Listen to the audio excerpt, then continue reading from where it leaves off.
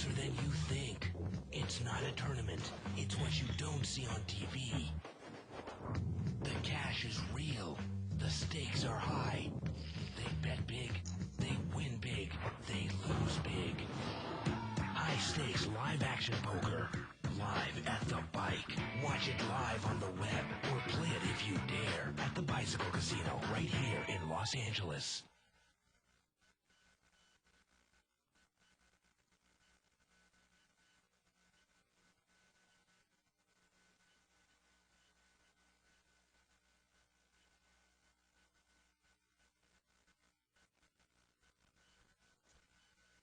Hello, everyone. Welcome to another week of Live the Bike, brought to you by the Bicycle Casino in Los Angeles, California, the first and only webcast of real action cash game poker. My name is Bart Hanson. I'm here with Dave Tuckman. We're going to be doing a little 5-5 no limit, $300 min, 500 maximum buy-in game, kind of been the staple of the show. And all I have to say about this weekend is this, Dave. That's it. You're getting the red card. That's it. I'm going to red card this game. I am so infuriated about what happened this weekend. Let's head over to the table. You'll see more of this tonight. Action packed. packed. Let's get into it. 3 to 500. Restricted buying game. This game gets pretty big. Seat number 1, we've got Shootin' Joe McClain. Joe Shooter. They call him Shooter. Jester. They call him Chester. Chester on 2+2. We just call him McClain. We'll be looking for him. He'll probably be in the booth at some point over the next couple weeks with me when you were in Vegas. Quite a good player. You know, he's really come a long way, his game. I remember seeing him 6 months ago, 5 months ago, and I think his game's really come a long way. Owen there in seat 2, sporting the U.S. Open t-shirt. And his no-limit game's actually also come a long way. Primarily a limit hold'em player before maybe a month and a half ago. Seat number 3, we've got Aaron. And Aaron's one of those guys, he'll play any game. He really will. He plays the small games, he plays the big games. But wherever he plays, he's got his little sushi card protector with him. Yeah, quail egg. Yeah, seat number 4, we've got Russ. Oh, the ever-lovable Russ Fox. Yeah, Russ Fox. Now, we read his book, and I believe, what was the name of his, I think he came out with the second book, actually. Did he? What was the name of the first one again? How to Win. Basically, it's how to win low, no-limit poker games. Right. And quite a good book. It really is. Mastering No Limit Hold'em. And I think he came out with a second book called Why We Lose. Okay. It's coming out soon. I'll have to bug him for a copy. Seat number 5, we've got Garland. And Garland goes by Garland on 2+2, also another 2+2er. And he lives in the in the Bay Area. Comes down probably 3 or 4 times a year to play here. Seat number 6, we've got Ken. There's Kenny. He's a joy to have at the table. Yeah, he's pretty much an ass. Seat number 7, we've got Rashad. And I don't know Rashad. He's a new player on Live the Bike. Always interesting to see a new player. And hopefully he plays well because he looks pretty big. So I don't want to say anything bad about him. Seat number 8 is Alan. And Alan also a 2+2er. Yeah, it goes under the name FCUK, French Connection. Right. And he's a pretty good player. Has an idea of what's going on out there, obviously. Seat number 9, we've got Ruben Like the Sandwich. He sat in the same seat last week. And we've got a good game. Let's see what happens. So a second straight red card? Are you kidding me, Dave? We were actually watching the game together. I was all pumped because the U.S. was really dominating the play. It was 1-1, and then that brutal elbow to Brian McBride, Italian player, was sent off. And then a makeup call. Yeah. What a joke. You know, it was funny. I think it was kind of like a phantom elbow from the Italian. I'm wondering if McBride had some elbow? I'm wondering if McBride... Wait, he released a blood capsule on his face? That's what I was going to say. I was wondering if he had those little fake blood capsules. I mean, I think the U.S. team might have been looking at it going, well, what are we going to do here? We got to do something. Release the blood capsule. Release the blood capsule. Bring this in for a raise here to 30 by Ruben. He's got pocket queens. Yeah, nobody's going to call this. Now, I can tell you right away, this is a game that I actually would like to play in. Somewhat passive lineup. And I got to tell you, I would be raising almost every single time in the cutoff seat and the button. Now, you said that you had played with Garland earlier in the 5-10 game this afternoon. Yeah. And everyone always thinks you're bluffing, Dave, you know, right? I'm always bluffing. Yeah. I never have it. I never have it. Button moves over here to Kenny in seat 6. Garland had a run of bad luck in the 5-10 game. He lost his first buy-in, which is $500 to me. And then he rebought in, and he lost his next $500, unfortunately, to Corporation Mike, who was in the game. But hopefully he'll redeem himself on the show and make a good showing here. Pocket kings here for Kenny on the button. Going to raise it up to 35 here. And again, this is probably going to be kind of a tighter lineup here. Now, we do have seat 2, who is Owen, who plays a lot of limit hold'em. He's going to make a mistake here right away. He's going to call out of position with ace-8 of diamonds. And he heads up here against Kenny with pocket kings. Here we go to the flop. Well, it's a flop that Owen probably can get away from. Yeah, this is pretty basic. Check, bet, fold. Now, again, we always talk about the inherent problem with ace-8. If an ace were to come out, how would he play it? Would he even know if it was good? Would Owen continue on if it was a ragged board with an 8 as top pair as well? Sometimes people making that transition from limit do that. Right. Exactly. So obviously, Saturday you and I were watching that USA-Italy game, and I got to say it was a pretty boring game. I mean, they were playing 10-on-9 for most of the second half, and amazingly, Italy could not score. Yeah, the U.S. had the best opportunity when they were offsides. As always, we like to keep the show interactive. You can email us at live@thebike.com. You can follow a thread over on 2plus2.com, spelled out, click on forums, World Poker Tour, etc. Now, the only guy that's actually could be considered, and I don't really consider him a lag, I was saying it as kind of a joke, that actually might gear his game to this table is probably Joe in seat 1. Well, Ken in seat number 6 also might adjust. Yeah. I called him an ass. He's actually a really good guy, real nice guy. He's actually a pretty good player, and he will play this game. I assume he'll start playing it a little more aggressive. 5-way action here. Now, as you can see there, now Allen had king-jack of clubs on the button in seat 8, and he just limped in. Now, Joe is going to come out and bet here with deuce 4 on a queen 6-5 flop, and he's just going to take it down there. I mean, I'm Owen. Oh, excuse me, it was Owen that came out and bet there with top pair. But I was going to say that Allen, I mean, I'm probably going to raise that up on the button in this game. Oh, 80, of course, you're 90, definitely going to raise 100% it up. of the time. Why not? Why wouldn't you in this game?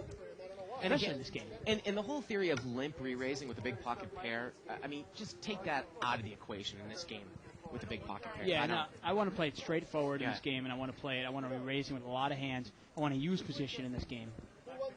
Take advantage of the players.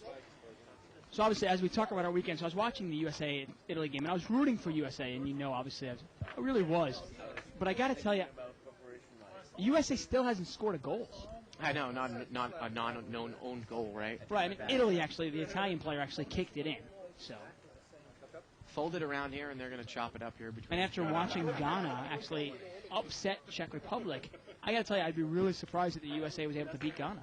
Really surprised. Really surprised. I mean, I was looking at the odds, and Ghana is a slight favorite, but it's, again, anytime the odds are close, usually the draw price is about the same as the home or away price, and that's basically what it is. I mean, well, yeah, I mean, and I would assume it would be, but obviously the two of the best players on the U.S. team getting that infamous red card. Yeah, Eddie Pope, Maserati is going to make it even harder for them. Yeah, I mean that team from Ghana, they can play. They run like friggin' wind. Now, Haim on 2plus2 says Russ's new book is called "Why You Lose at Poker." I don't know if that's a joke or if that's actually the real name. That's what it is. I was going to say it. I thought it was Why We Lose at Poker. Okay. It's Why You Lose at Poker, and it comes out soon. And once again... So I guess if you lose at poker, I guess if you're one of those people that lose at poker, you should go get it. Okay. Once again, a chopped pot here. I wonder how the first book went. I mean, so obviously we read it. I thought it was a pretty good book. A little bit too basic, but obviously geared toward a specific audience. I wonder how it sold. Button moves over here to C8 to Owen. Russ, a real nice guy. Again, I want to see if Joe is going to be raising in the cutoff line. Now, you do kind of have a loose pre-flop player in Owen to your left. You might not buy yourself the button a lot. Now, look at this. Owen's got ace-king on the button. And pocket queens here for Aaron in the small blind. So yeah, Joe's in a tough spot where if he raises, he probably won't buy himself the button that much. Now, but let's say you're in seat 3. $25 raise here by Owen. And just a call here by Aaron with queens. Sometimes that might not get you the information you want against a button raiser. Here we go to the flop. 10-8 deuce. Now, you and I would probably lead out with queens right now, and it goes check, check. Wow, I'm surprised. Now, the turn's a 5. Especially without the queen of clubs in your hand. And now he's going to bet. Now, a lot of and people Owen did not, I mean, amazingly, Owen did not even make the continuation bet there. Yeah. Now, I was going to say, a lot of people, might say, well, I'll play queens for a check raise on the flop. But when you look at that flop, and it comes with any Broadway card, let's say a 10, let's say a jack, anything that's not, with your queens. Actually saw a guy do it to you. If you check raise with queens and you get called, I just don't know exactly where you're at. Yeah, I guess the guy could call with ace-10. Doesn't get you a whole lot of information. No, I don't know if Queens is good enough to play in that manner as the check raise. It's funny, in this game, when you first buy in and you're only in there for $400, yeah. it's going to be very difficult to get away from Queens. Yeah. When you have an overpair in this game, it's one of those things where it's almost impossible to get away from, because by the time you figure out you're behind, you're usually pot committed. Now, we had an open raise here by seat 7. We need to see his cards. Ruben is called with pocket 8. So, we got his cards, ace-9 of diamonds. And Garland's in there with 8-6 of spades. Well, how about a top set for Ruben? Case 8 here. So, wow. Garland has got 8-6, and Garland's going to lead out. Let's see how Ruben's going to play. And I like the bet by Garland. I really do. He's got top pair, plus he's got a gut shot straight draw. And he also has backdoor spades. And obviously, there's no reason he can't assume Ruben's got any big piece of this. And we get a raise here right away by Ruben. Remember, it was the pre-flop raise by seat 7, and Ruben had just pre-flop smooth called. Now, how do you play this if you're Garland? A $100 raise right away here by Ruben. Ruben's usually pretty good about raising his big hands. And Garland is going to fold. And obviously, it's a good laydown, but I think it just gives you an idea if you're in position and you raise, you're probably going to be able to raise most players off of a top pair here in this game. Right. And you got to start thinking, obviously, with a raised pot, could Ruben have called, smooth called, let's say, 9s, 10s, or even jacks? And in any of those cases, I'm in bad shape with 8-6 spades. Once again, we're live at the bike. I'm David Tuckman here with Bart Hanson. We're watching No Limit Hold'em blinds for 5 and 5. This is a restricted buy-in game. You can buy in anywhere from 3 to 500. And if you go to Felt, you can add chips to make it up to 500 at any point, right? Yeah. All right, we get that email here from Alex Lee saying, Tuck, I told you the U.S. would get a result. And you're crazy. McBride has broken every bone in his face. All right. And has an unparalleled record of facial injuries in matches. I emailed you guys before that the U.S. would get a result against Italy, and it came good. Yes, you're right, Alex. It did. Now, what's going to happen against Ghana? It's going to be a tough one. I mean, I was actually talking with Greek poker guard George, who's English and used to play professional soccer in Greece, and obviously was really into the World Cup. Asking him, what happens when you have to actually play 2 men down for an entire half? I mean, I know these guys are going to be 4 days rest, but it's almost like running a marathon. I don't buy it. 20% more field. You don't buy it? I don't buy it. Oh, come on, Dave. Come on. I'm sorry. Being tired is not an excuse. The game was on Saturday. Their next game is on Thursday. You don't it's think not that's like No, I don't think so at all. So if someone played a football game, American football game on a Sunday and had to play on a Wednesday, it shouldn't affect anything. American football, and it's a completely different game. How about if I played a hockey game on Saturday, but it was an overtime game and I went an extra 3 periods, and then my next game was on Thursday? Well, it wouldn't affect me at all. We got a $50 bet out here by Owen with ace-10. He's got the best hand here. We've got a couple of ace rags in here. I just don't necessarily... These guys aren't 50 years old. You're talking about 22 and 23-year-old players. You're telling me 4 days rest? Yeah, but you're looking at it like an American... You don't realize that Premier Club Soccer, and of course the World Cup is even above that, is usually played once a week. You're playing 9 men for 45 minutes. Now you're going to come play 3 or 4 days later. They could be tired. Once a week during Christmas time, during Boxing Day, Chelsea plays 4 days in 7-day match. They play 4 games in 7 days sometimes. And they're not using the entire lineup. They're mixing and matching and such. And I understand when you say they play Champions Leagues and then they play a Premiership game. Exactly. Then they have European Cup games sometimes. It's not the World Cup. They're not using the same guys. Come on, it's not the same thing. I got to tell you, honestly, I would buy the argument that they might be tired if the game was on Tuesday. Didn't Italy look a little tired from their game from the Czech Republic? I thought Italy looked terrible. Well, we're not arguing about that. I think they look tired, though, too. I just don't think I don't think when you have... What time did the game end on Saturday? And they're not playing until Thursday? 5-way action here, limped around. Ace-6 queen here on the flop. Looks like queen deuce is good right here for Allen. We've got a ride in the big blind for free. Checked around. Turns a jack. Let's see if Allen puts some money out here. Yeah, he's going to throw $20 out here. It doesn't look like anybody's going to call this at all. No, nobody's going to call. Part of Russ's game that I like, in fact, that Russ is so patient and he's so disciplined, he really will wait for the cards. You wonder in a game like this, though, if you could make more if you kind of changed your game a little bit, though. And you mixed it up a little bit more. You wonder. I mean, I'm just wondering, being a U.S. fan that obviously you are, why are you building an excuse already? I'm not building an excuse. I'm hoping they're not going to be tired, but it wouldn't be surprising if they were a little, they weren't running on full on Thursday, playing 9 men for 45 minutes. So on Friday, when you practice 9 men, are you kidding me? So on Friday, when we talk about Ghana's 2-0 victory, making an excuse. Okay, just wondering.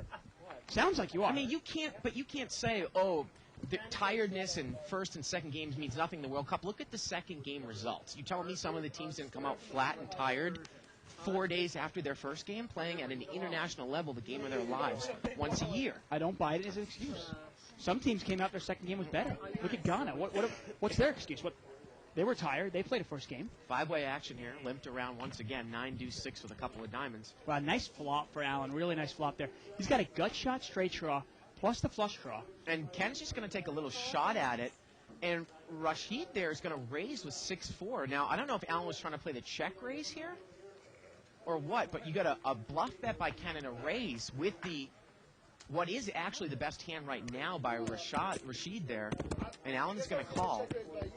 And actually, the best card for Allen here is obviously a 7. And obviously Kenny's out of the hand, and we're heads up. Now, Rashad is leading right now, but Allen's got a big draw. You can see he's a little bit of a favorite here with 2 cards to come. With the turns at deuce, that's a safe card for Rashad. Can he put any more money in with 6-4, though? That's the question. But what do you think that Allen called the raise with? I got to tell you, I'm probably betting the board is too draw heavy. Obviously, somebody could have 7-8, somebody could have diamonds. He's going to bet again. In this case, Allen's obviously got a straight draw and a flush draw. And I would assume if Allen calls this, you probably check it down in the river. It looks like he's going to bet 100 here, about a pot-sized bet. And again, Allen has played this hand very defensively, conservatively. With the draw, the board is paired now. I mean, you and I are probably betting right into that board, aren't Absolutely. With this table, absolutely. You're going to take it down right there. You bet right into the board, and I don't think anybody's calling you. I think that Allen was planning on check raising, but once he got a bet and a raise, maybe he thought his hand wasn't strong enough to check raise. Maybe he didn't think there was fold equity. He thought that Rashad was maybe representing something more than he had by raising the flop, but he only had middle pair here. You've been following me around? Strong play like that. Rashad is really playing it like he's got ace-9, maybe even 2 pair, and he's going to take it down. And the river would have been an A4. And Rashad actually would have made a better 2 pair. He would have had 6s and 4s. Right. I just think it's convenient when teams say, oh, well, they played a first game. Everybody's in the same situation. Everybody plays first game. Everybody plays a second game. Ghana played a first game against Italy and didn't play that well. Then they came out against the Czech Republic, and suddenly they played better in the second game. Spain played a great first game, 1-4-0.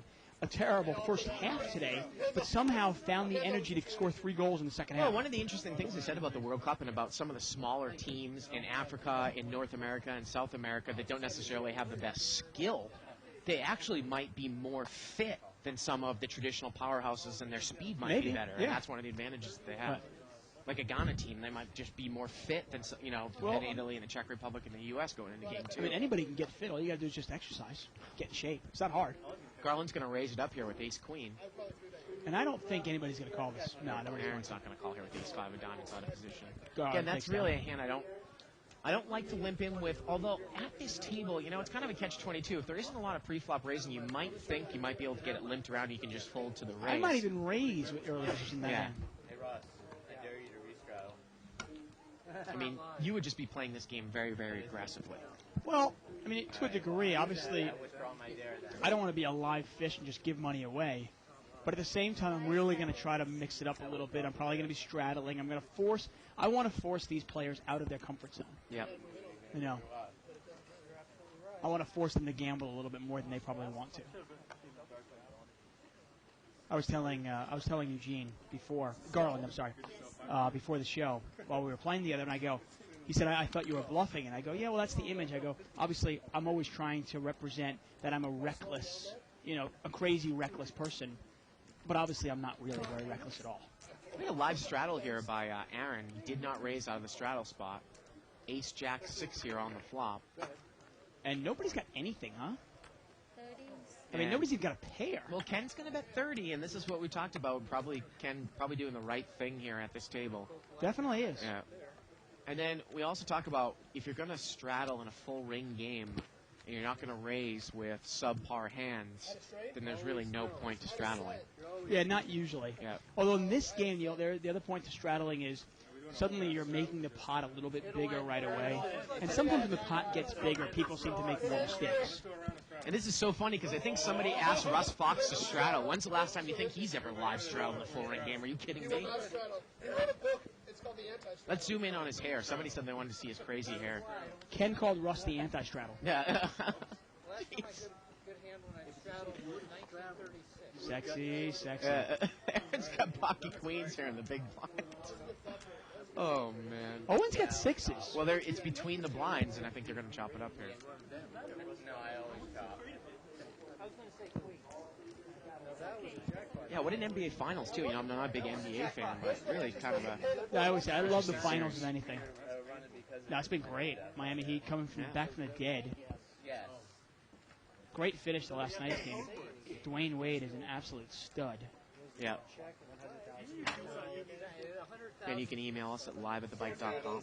Questions, comments, suggestions.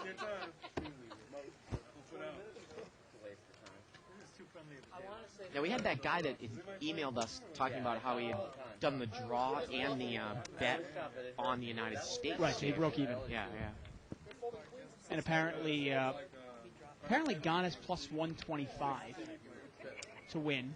The United States is plus 190 to win. And the draw is 225. So Ghana's a pretty big favorite there. I mean, no, it's not. comparatively. It's not really a pretty big favorite. That's about as close as it's going to get because of the fact with the draw as well. When it comes to soccer, Right. That's pretty even.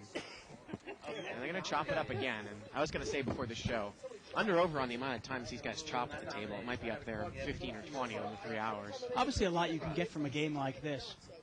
I always find it interesting when you're playing a tournament, or even if you're playing in a cash game, and let's say your local casino doesn't have a choice of 15 or 20 different games. And you're going, well, if I want to play, I got to play in this game. The game's not that good, so what do I do? Obviously, you have to change your game so you can, increase your profit as much as possible. You know, I got a PM on 2+2 from a gentleman, a Big Bad Brook. And I actually had a good showing in the Omaha tournament again last night on PokerStars. I finished 10th. I was up into the chip lead for a while. Joe's going to raise it up at 35 or 6-5 off suit. He's going to take it down. I ended up 10th. Interestingly enough, Shirley Rosario, was the chip leader. She actually came onto my table with about 25 people left, severely short chipped, about 4,000. Ended up running it up to like 100,000 at the final table, but then she ended up finishing 6th or 7th. And she called me a cockroach because she couldn't get rid of me. You know, I'd constantly raise and she would 3-bet, which is kind of her mantra. Going to see a chip count first of the night here. 4,300 on the table right now.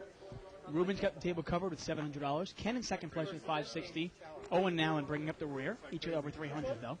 Let's see how they're doing. What is that? Yeah, Ruben's up to quick $400. Nice showing for him so far. Garland down $260 already, and Rashad is down $100. Rest of the table pretty much even.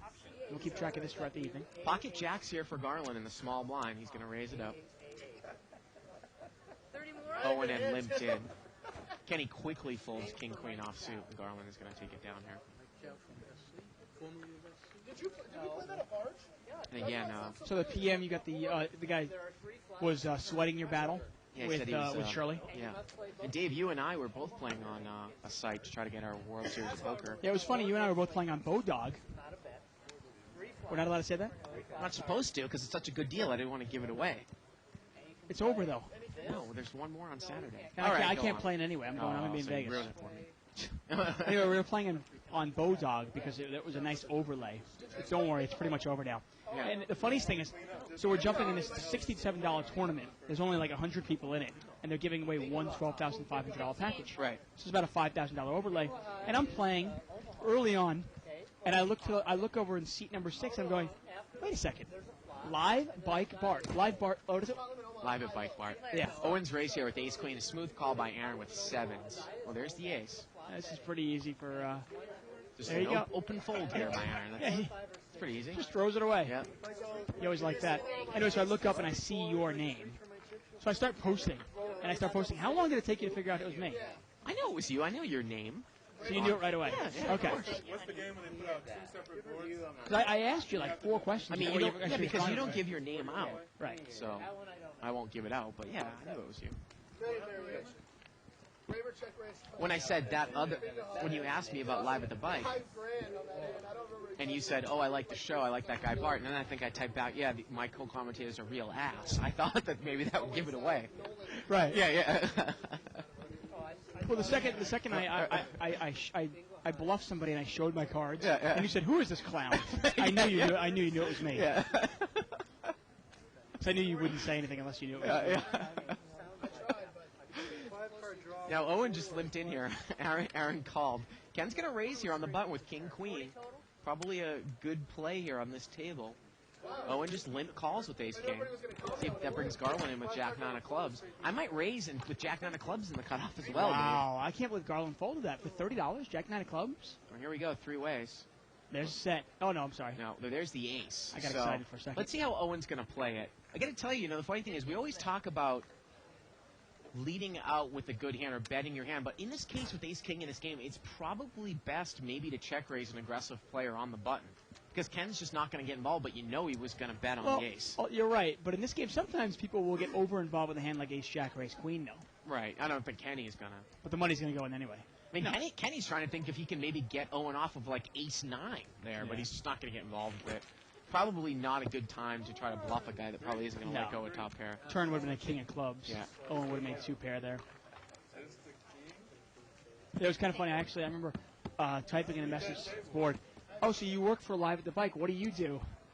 And you said, "Oh, I'm Ronnie McMillan." yeah. My name is Ronnie McMillan, yeah. I got that. Okay, I laughed. I was laughing. King Jack suited here for seat number 9. He's in the big blind. And it's the first time something hit. I keep raising with Ace King. Pocket 9s over here for Kenny. And Ace Jack for Owen. See how Owen plays. He's going to just call. He's going to limp in with Ace Jack offsuit. Ace Deuce offsuit here for. Ace Deuce for Kenny. Now pocket 9's here for Rashad. I tell you, Ace Jack offsuit. That hand more and more. The more I play no limit, the more I throw that hand away. Yeah, you don't even bring it in for a raise. I just throw it away. I'm not even looking for Ace Jack offsuit. But in this case, he's actually got Ruben dominated with Jack with a fall. Well, 10-7-7 here. Gets checked around Rashad. He's probably going to bet and take it down. Yeah, you'd imagine. Pretty basic bet here for Rashad. And he's going to bet the pot, it looks like. Bet 75. Oh, the acting seminar. I have only 2 choices, either to fold or go all in. Usually that means that somebody's on a draw when they say that. Yeah, I can either fold, and then you're looking at them with what? What are you, 8-9? Exactly. Turn would have been a 4 clubs. And doesn't look like Owen would have gotten there. Actually, you don't see the river, so who knows?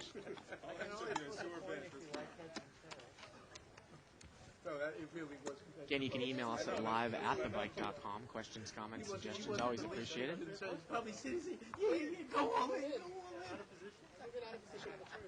Email here from Douglas Moore, and I got to be honest with you, I haven't kept up on this stuff that much. He says, the federal effort to ban online gambling has cleared another hurdle. And within the next 10 days, the House of Representatives will be voting on H.R. 4777, the Internet Gaming Prohibition Act. Can you ask your viewers to contact their representatives to stop this bill? You know what's amazing? I remember growing up and being a big government guy and all these different things. And you always wonder, the government is for the people. How many of the people are actually against internet poker? Right. I mean... King 6 deuce here with a couple hearts. It gets checked around. It was limped around pre-flop. Turns a 3 of hearts. Yeah, Ken's at the highest heart here. Does not bet. River is a 10. Who's got... I think Queen High is going to win this. Yeah, that's good, Kenny. Queen High takes it down. Yep. A very, very passive table. No, I know, and I just... I know that there's actually a forum on 2+2 regarding legislation or just, kind of like laws. But I'm just wondering, who is actually in favor of it? Where's the money for the bill going through? I mean, laws that have absolutely no, reason. There's no way to enforce it. It's almost like you got to think that that land-based casinos and Indian-type gaming are just lobbying for it. That's what I was wondering. Yeah. Is it the land-based casinos? Are they putting the money forward to make this bill go through? But you got to think that it's good for land-based casinos to have internet poker, though. I would think. I mean, the Bicycle Casino would probably love the fact that the poker internet boomed. Well, I would imagine so. Internet boomed, right? Now we got a live straddle out of seat 3. Aaron live straddle. Pocket 5s are going to limp in there. And Joe's going to make it 40 to go here with King 10 offsuit. Out of position with King 10, normally not a play you really want to make, but in this table, why not? Well, Aaron's going to call. That's probably going to bring Kenny in. No, it does not. There's 30, really? 30 more. Wow, I'm surprised. Aren't you? 2 players. And we're going to see it heads up here. Well, 8-7-4. Let's see if Joe can throw a continuation bet in here. I'll take it down if he does. 75. He bet 75, and that's probably going to do it. Nice play by Joe. Yeah. Take it down. There it is. Yeah, it's interesting. You wonder, obviously, I know the Bicycle Casino now. I've been working here for about 2.5 years, obviously, in different capacities. But I've seen the growth. As the internet poker boom has gone, obviously, it has benefited the Bicycle Casino greatly. I mean, we've expanded, I want to say 3 or 4 times just since I've worked here. And the tables are still being filled up. And I would imagine that, the poker boom that has been experienced in Vegas and that has been experienced in other parts of the country has happened because of the internet poker boom. I just don't understand it. Maybe somebody can explain it to me, as if I was a 5-year-old. Got a raise here from Kenny. Kenny raised it with pocket 8s, and Aaron is going to re-raise it with ace-king out of the blind. And he makes it 60 to go, and Kenny quickly calls with the 8s.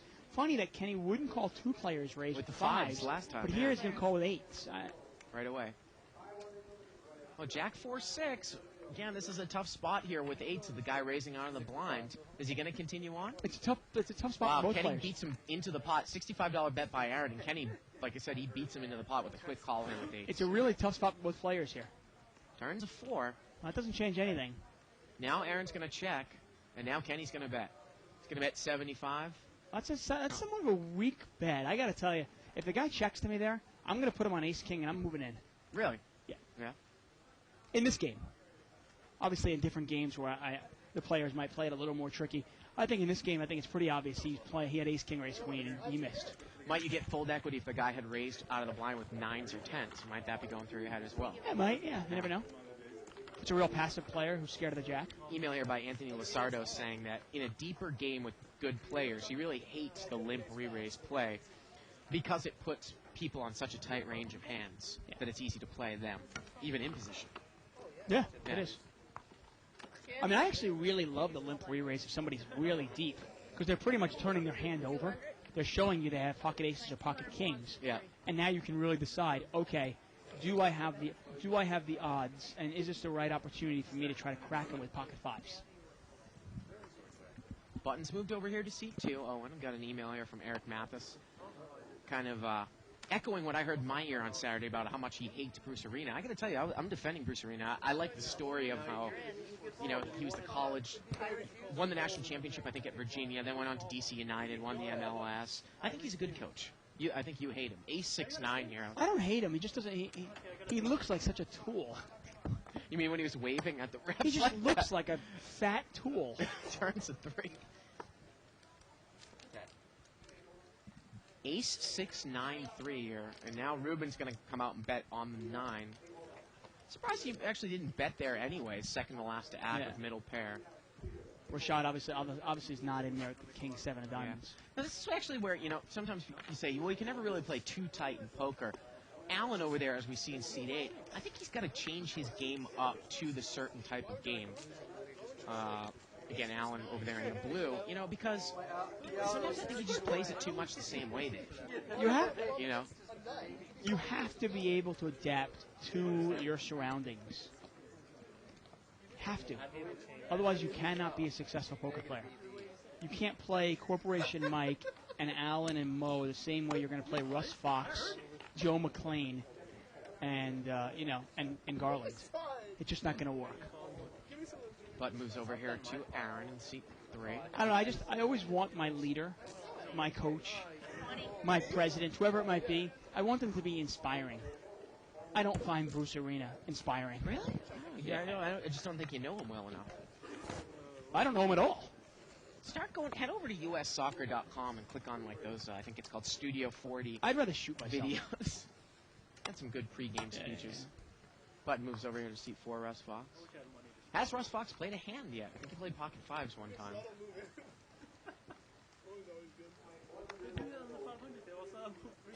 Interesting hand for Garland in the small blinds. He's got 8-6 of diamonds. It's a hand that I really like in the cutoff seat or the button, And not Joe, in the small blinds. Joe McLean's going to bring it in for a $35 raise here with ace-5. Why not? Again, at this table, I mean, it's not really the value of the hand. Well, you've got to be. The one thing about a game like this is you do have to be patient, though. You have to realize that you are not going to win $2,500 in this game. It's just not going to happen. But what you can do in this game is you can make these mini raises. You can make little steals here. You can steal a couple of pots there, and you can make it almost risk-free. I'd say $50 an hour. Yeah, you like to look at it whereas, this game might not necessarily be, you might not be able to make your normal hourly where you will if you've got some really weaker players, but the chances that you lose are so slim. Yeah, they really are. I mean, to me, it's such a passive table.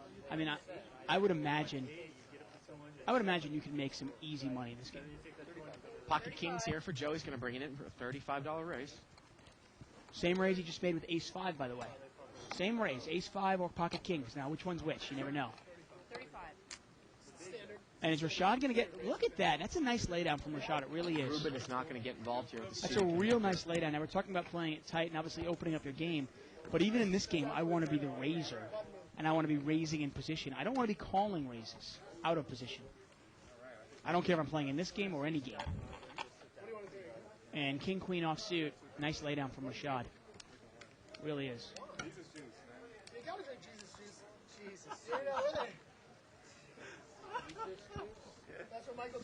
Interesting email again by Alex Lee talking about when we were prop players. He said, "Did you play as such since you were when you were a prop player? Did you play as such since you were hedging your bankroll based on the money you made from the casino, or did you perceive the money made as a prop as a cushion to your earnings in equity with your own bankroll?" And I think he was basically Did it affect your game? was I trying to just break even and take the money from the $35 raise here by Joe with ace queen of diamonds again? Third straight hand, yeah. And he's going to take down the third straight hand. I got to tell you, this night probably is going to break the record for non-flops. I mean, we've already had literally at least 10 or 15 already in the first 35 minutes of the game. I'm not going to have 4 deuce eight. Button moves over here to seat 7. I'll take your $5. Take it. The less flops we see, the less money the casino makes. Yes, Yeah. yes. Casino only makes $1 when there's no flop. And no money goes into the jackpot. So did it affect your game? I mean, basically being a prop player, making, whatever you made, $25 an hour. I got to did that interrupt you affect your because play? Russ has put money in the pot here. Whoa. He's going to raise it up here to 20 with queen jack suited. And he's getting a call. We're seeing a flop. Yeah, he's going to see a call here by the big blind with queen jack offsuit. Ace 5-5 here on the flop. Well, check. Russ makes the continuation bet. And Russ wins. There it is. No, I don't think you can let it. Listen, the problem, and Dave and I have gone over this on the circuit. We've gone over it. I think I talked about it briefly in the other interview that I did on Rounders. Well, basically, I do know some props that play not to lose. Right. It's just, if you're a good enough poker player, you don't need to prop because you're going to make more money on your own. The problem with propping is probably the biggest part of, making money professionally as a poker player really is game selection, even more so than your skill. And when you have that value taken away from you, especially in limit games, Yeah. man, it's just... Having said that, though, I will tell you, if you're interested in being a professional poker player, I would recommend propping to anybody. It's a great way to get into it. I've said numerous times, it's kind of an apprenticeship where you're forced to, suddenly for the first time ever, you are forced to stay on a schedule. You are forced to play 30, 40, 50 hours a week of poker. We got a raise here from Rashad. He raised it up with ace-10. And Alan calls with ace-jack offsuit. Not a hand I'm usually calling a raise with. I'm going to re-raise it or I'm going to throw it away. Here we go to the flop, king-jack 5. Now, if Rashad bets, is Alan going to get involved? Well, Rashad checks, and Alan's going to bet. Surprised Rashad didn't follow through there. You wonder what Alan would have done. I assume he'd lay it down.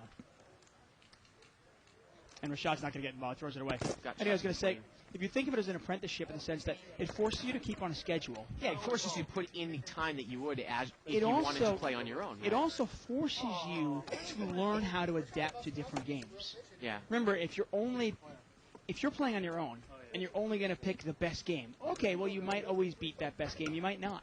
But there might be a day where those best players, the really bad ones, aren't in town. Yeah, but I got to tell you, though, I mean, I know we've said that in the past, but really with the boom of No Limit and the availability, you know, we used to think that, well, No Limit specialists, you know, somewhat limit themselves by the fact that they only play No Limit. I think there's enough money out there in No Limit where you can actually just play No Limit as a cash game and you don't have to play any other games. No, I agree with you there, but I still think you have to be able to adapt to every style of yeah. game. Because there might be a day where you're playing four-handed. There might be a day where you're playing eight-handed. There might be a day where you're playing in a game like this, and there might be a day where you're playing in a game with Corporation Mike. And being a prop, you're forced to play in all those different games. King Jack 9 here, all spades on the flop. It looks like Ruben might have the best hand here with sevens.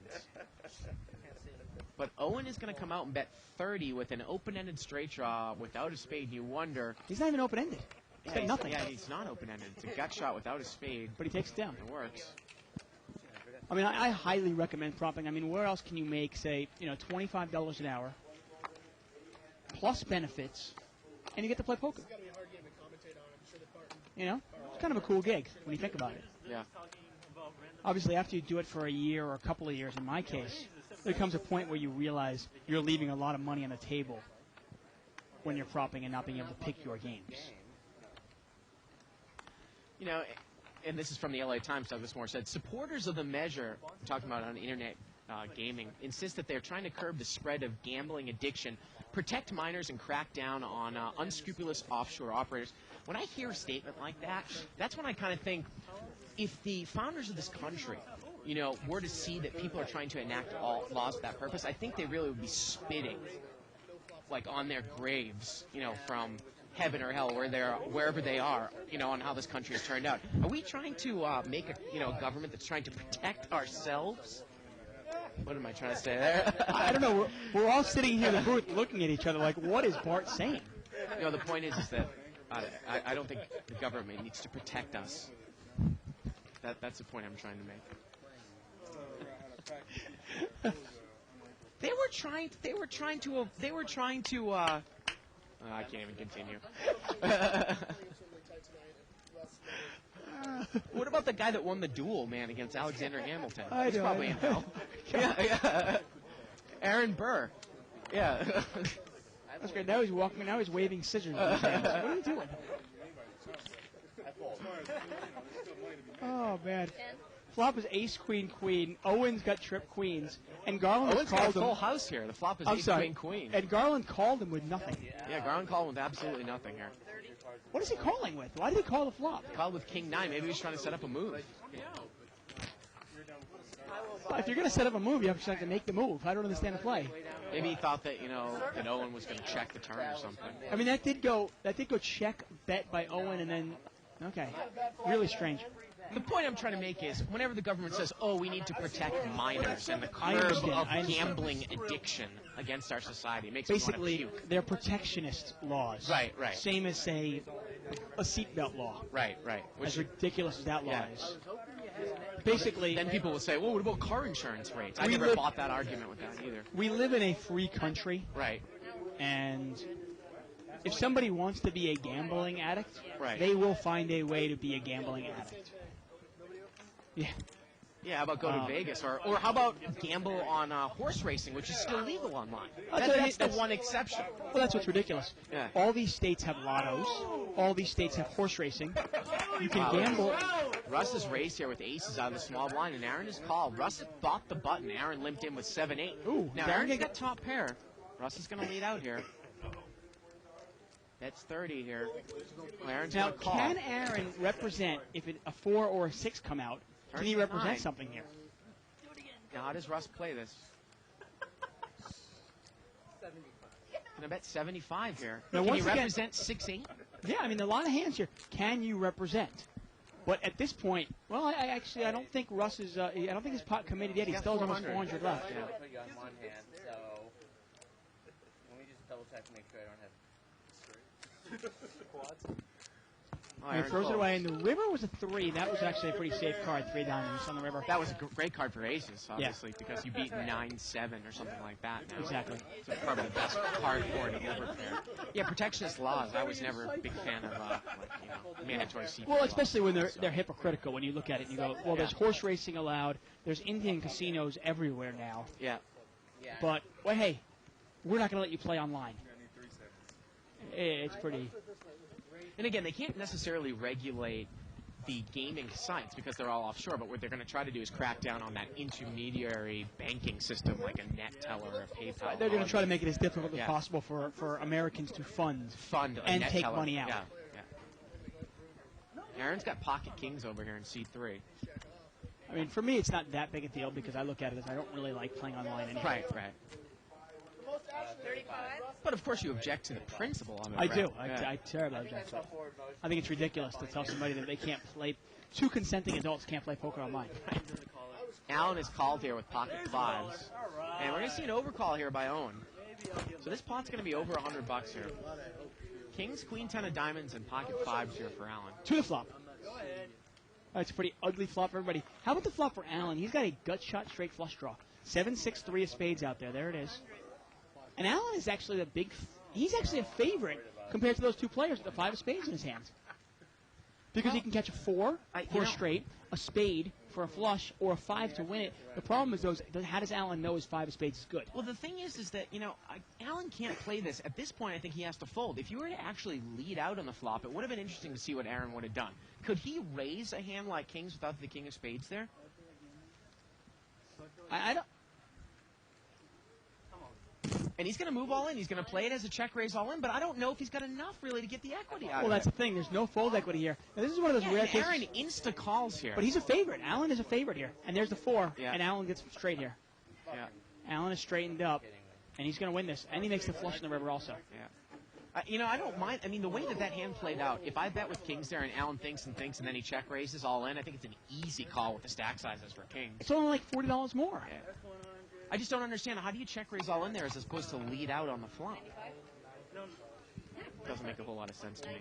To me, if you're going to bet it, unless you've got the nuts there, if you're gonna put your money in there anyway, why not put it in and see if there's any fold equity? Now, in that case, the guy's got kings. I don't know if he's getting away from it anyway. Yeah. But I'd rather be betting than calling. The other thing about that ban on internet poker is somewhere in that legislation, the language reads that it's also trying to curb the fight on, or it's trying to curb terrorism with online, big online monetary Well, of course, transactions. they have to figure out a way to make the bill sound good. Right. So. Well, he was going to call, so I was like, all right, maybe I'll bust like my set. I'm good. Button moves out here to seat 5. Pocket aces again for Russ Fox. Again. A couple of big hands out there. Now, King, Queen of Hearts for seat number 7, Rashad. King, Jack offsuit for Ruben. Pocket 8s for Ken. Now, when Russ raises it here, I got to tell you, I can call this easily, and I do. Nice call by Ken. And if you're Rashad, I'm not sure if you want to get involved with King, Queen of Hearts. And Russ actually has aces. It's nice of you to point out just in case I knew which card that Yeah, ace of clubs, 2 black aces. Now, when 8 comes, does Russ Fox lose all his money? I just have you telling me. And Ruben calls with King Jack. I'm definitely not going to be in there with that hand. $100 pot here. Oh. Queen 9-7, That's and rough. Rashad's in trouble. Is Rashad going to get involved here? Oh, and he's going to check it, I think. No, he's going to bet right into him. It's about a $100 pot. He's going to bet 75. Now, this is a very draw-heavy board. Rashad's got about 400 left. Russ has him covered. Let's see how Russ plays this with 2 black aces. He's going to raise it up right now. And again, I don't think Russ would get away from it if you came back over the top, if you flopped, say, a set of 9s or 7s. Well, that's the reason if you flop the 9 or 7s, you bet right into him. Yeah. You let him raise. You let him pot commit himself. And look at that nice laydown from Rashad. That's a real nice laydown. And he shows the pocket aces. Spin the corner on it so it doesn't come back. Good And he hand shows a for nice Russ laydown by Fox. Rashad. That really is. I just always wonder, I've never seen Russ Fox play in a deeper game.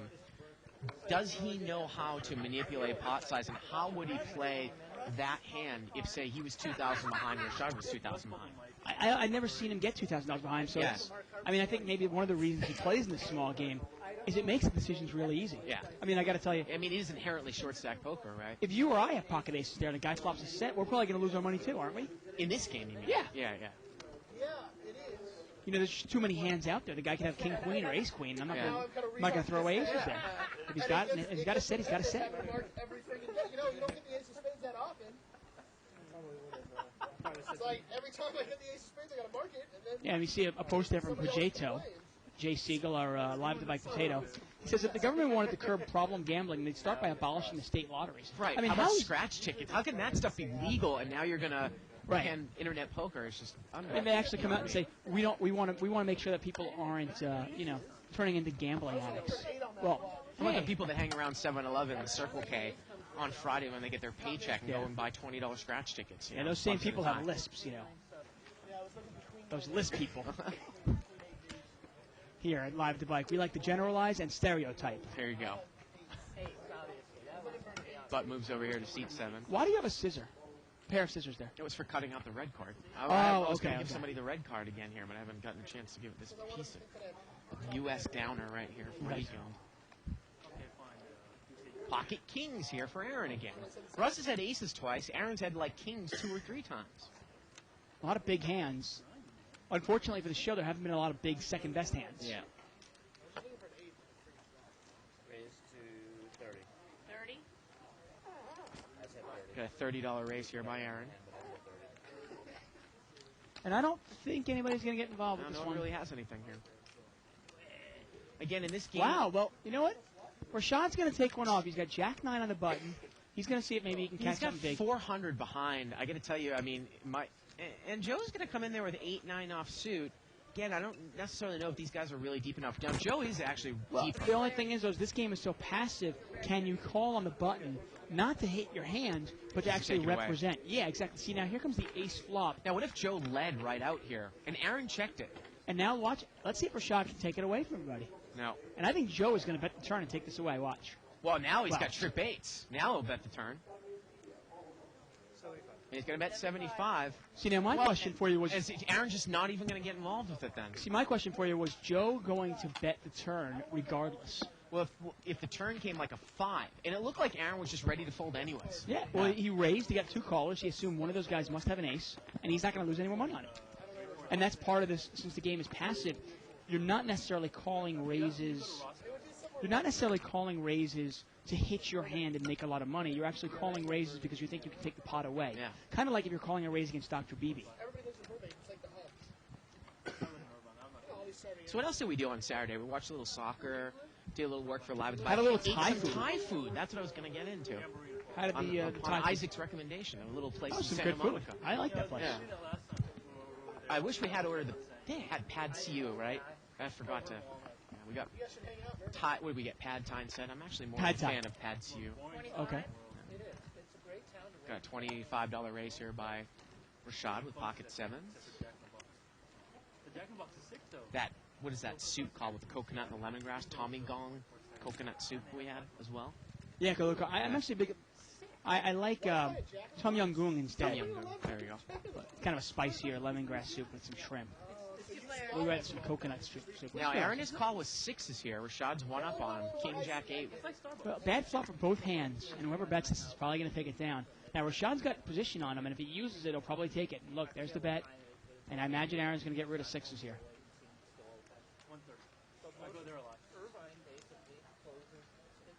The stupidest thing about they think the internet poker. The problem with making it illegal, all that's going to happen is either people will still play illegally, Yeah. or you'll have little underground poker games starting to pop up.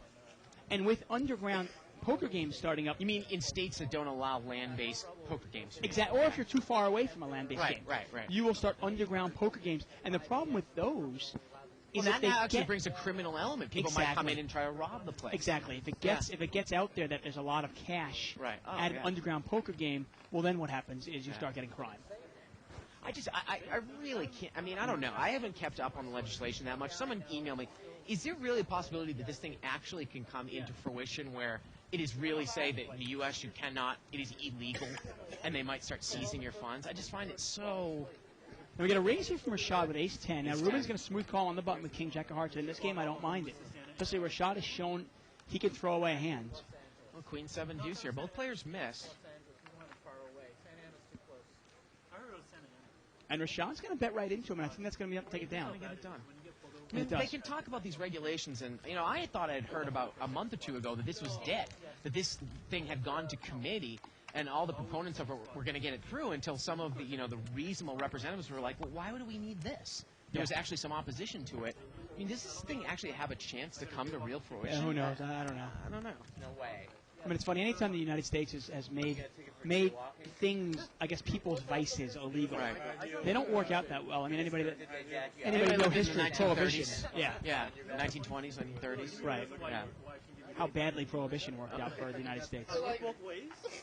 I wasn't sure if he was trying to catch me thinking smart. King, queen of diamonds here for seat 6. Going to bring it in for a little $15 raise. Kenny. Suited ace 5 here by Allen. He easily folds it. Now Rashad is going to call with 3-4 clubs. I might call 15 with ace 5 of hearts, considering it's just kind of a limp Dave in late position, not a real raise. Why not? Three-way action here. I got to tell you, in this game, I'd be calling a lot of raises.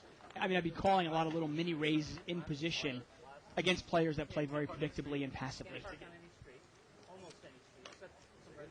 And a bet there by Kenny. And not necessarily, obviously, on the strength of your hand, No, not but at on all. the ability to get somebody off of it. The ability, yeah, exactly. Yeah. I mean, don't even get me started on things that I think should be legal.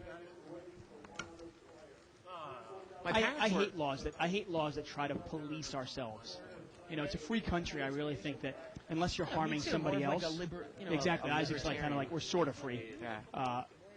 I've always thought we should be allowed to make up our own minds. That was always my problem with, say, political parties nowadays, like between Democrats and Republicans. Who's for it? Who's against it? I thought the Democrats were supposed to be social liberals. Well, they're the ones that are bringing it up. And then you've got the Christian right, some of the Republicans that are against it. Yeah. It's just one big, massive, totalitarianistic circle, Dave, Yeah. in this country. Man. Whatever happened to the good old Northeast Republican? Live at the bike. We go Conservative everywhere. on fiscal issues, liberal on social issues? Do Come they with- exist anymore? Come with us down a road on Live at the Bike. We'll bring you everywhere. The Whigs? Politics, food, World Cup, baseball, football. You name it, we talk about it here. Bring it up. Send us an email. I'm still waiting for somebody to ask us some sort of Dear Abby question. Ace King here for Allen in seat 8. He's going to pop it up. Going to make it 35 to go. You have another ace? And I don't think anybody's going to call this. I really don't. Nobody's got much of anything. I mean, I was joking before, but we got to keep a tally right now. I think I'll say this is 15 right now because I think it's legitimate. Non-flops. 15 non-flops. 15 non-flops. Yeah. And then I'm going to keep track in the first hour of the show. I mean, I think we could easily break a record here tonight. England plays tomorrow, you know. Yes, Big game against Sweden. Well, they have a walkover into the first seed, right? No, they have to beat Sweden. Do they? They actually have to draw against Sweden. A draw. Just get the number 1 seed. The funny thing about the U.S., they have to have a couple of things happen. They have to beat Ghana and basically have to have Italy beat the Czech Republic so that they can move on and face Brazil in the second round. That's what they have to look forward to. Right, so they might have 2 games left. Yeah. If all goes well, they'll have Yeah. 2 games left. If all doesn't go well, they'll have 1 game left. I played my forehand, and I've only won one hand. Pocket 10s here for seat number 6, Kenny, who's in the big blind. Now, after Owen just limps Wow, in, he didn't raise. I'm going to raise that. Yeah, surprising. After I get a couple of limps in this kind of game, I'm going to raise that 100% of the time. Now, this is interesting. Well, Garland's got the top pair, and Kenny's got the over pair. Now, Kenny's going to mini raise Garland. And I like that. It's kind of an informational raise. It also gets rid of any draws behind me. And if Garland calls this, you can actually use that raise to kind of control pot size and keep it down. See how Kenny's going to play this. The turns of 4. Oh, that's a great That's card. a great card with the Really over pair. is. Now Garland's 8 is worthless. Garland needs a 9 and only a 9 here. And look at that. Just throws it away. I'm saying it's not necessarily a bad laydown, but it just goes to Well, it's show a you great laydown, but- what you can, do though against Garland in position. How you can manipulate the pot and such. I like that. CW Siggy says, God forbid the government bans online Asian porn. Yeah. What the hell would Bart do then? You know, I'm more suited there.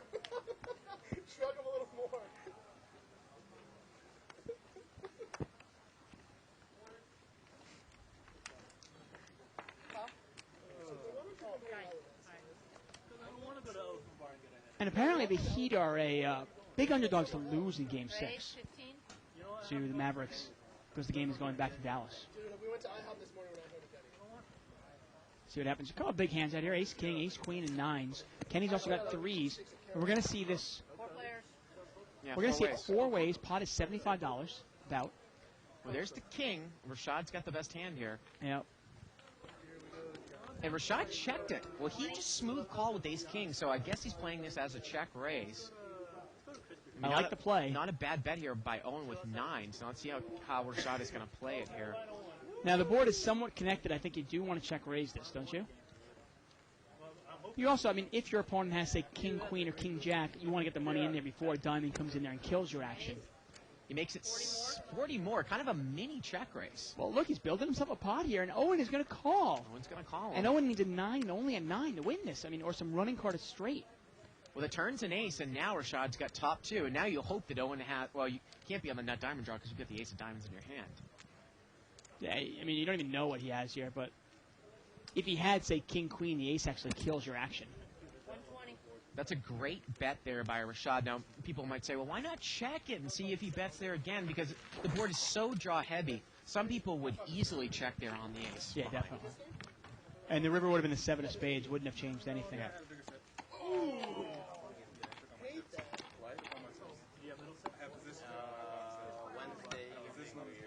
Get an email here from Jeff Klein, Surfing Alana on 2+2. He says, you bring him leading with your sets into overpairs. So when they raise you, you can then 3-bet them, and they can't get away from it. And he says, you're exactly right. Yeah, he was talking about a hand where he had pocket 8s from the small blind to a cutoff raise, and the flop came king 8 deuce with 5 players. He just check called the flop and led into the turn. And the guy who had aces ended up just folding to his turn bet, scared of 2 pair or something. He said if he had led out, he probably would have been able to, say, bet, 3-bet, pushed, and aces would have called. Right.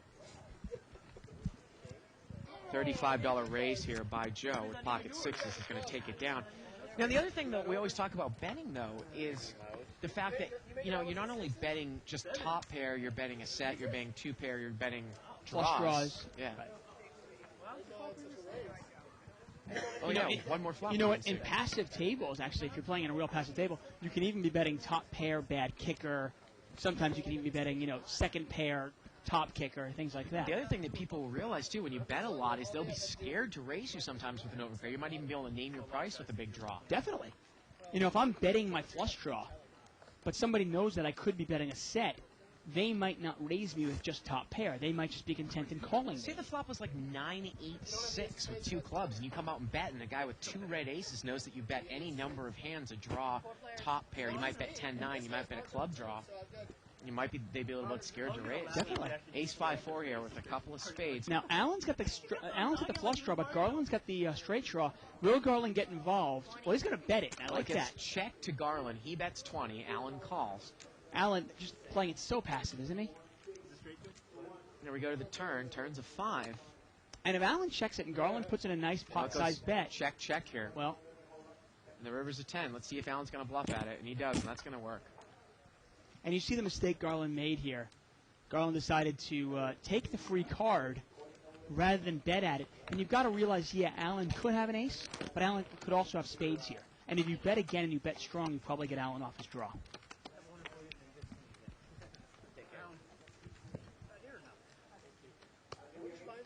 Numerous times, hey, if anybody remembers, if you want to look back on May 5th show, Cinco de Mayo, I played in a game, and the flop came out 4-4 king. And I bet right into a player named John, JR, who had ace-king. Right, and he right. actually threw it away. Now, I wasn't expecting to throw it away, but he actually threw it away Right. knowing that I was capable of betting a 4 there. Right. And he was just convinced. He looked at me, he said, you have a 4? I said, yeah. He said, okay, and he threw it away. New dealer coming into the box here. Sharon just left. Sheila. But obviously, when you continue pushing and you're pushing and you're pushing and you're betting all those hands, you really sometimes you can make your opponents a little uncomfortable. Alex Lee asks a question through email regarding tells brought about by poker shuffling. Do you buy into the fact if someone, say, shuffles their chips well, that they're necessarily a more experienced player? The funny thing about the cash game chips here is they're just impossible to shuffle. So Yeah, it's difficult in this day and age, and I'll get to it in a second. Rashad makes it 20 to go with pocket sixes. And a call here by Owen with king 10 of diamonds, and we are heads up here. Now Rashad's in position on him. I like Rashad's game, I got to tell you. He's really played a nice game today. Nice flop for Owen, probably a safe flop for Rashad as well. Actually, it's a great flop for Rashad, too. He's got, not only does he have the best hand right now, but he's got a gut shot straight draw. Plus, he has the 6 of diamonds in his hand. And Owen check calls him. We're about 50-50 here with 2 cards to come. Owen with the overcards and diamonds. With the turns of 4, there's the straight for Rashad. Yep, and now Owen's overcards are obviously no good. He needs a diamond and only a diamond to win this. And I think if you're Rashad, you keep betting because there's a chance your opponent does have diamonds. You want to charge him. Now, we sometimes talk about stop bets, and obviously if Owen had bet out, Rashad had the straight, but that might be a time actually on the turn that Owen might bet and might freeze a guy with an overpair. Let's say a deuce comes, or a 9 comes, or a 10, not a 10, but a 9 comes, or a deuce, something like that, and he bets right into it. Yeah. Rashad might throw it away. And the river is a diamond, and Owen gets there, and he's going to push it all in. And a quick call here by Rashad, and the flush is going to take it down. I think Rashad was getting something like 4 or 5 to 1 there. Yeah, you know what, though? There are sometimes in this game, I hate making big laydowns. Yeah. But there's sometimes when a player is in there and you start looking at the flop and the texture and the guy immediately moves in like that. What else could he have? Because I have 2 of the 6s, too. Right. Remember? But what else could this guy have? But again, when we talk about stop bet, you might make that bet with a flush draw into a 1-card straight. Because a guy with an overpair, he might not want to raise. He might not want to make the pot bigger. You know, I might be scared.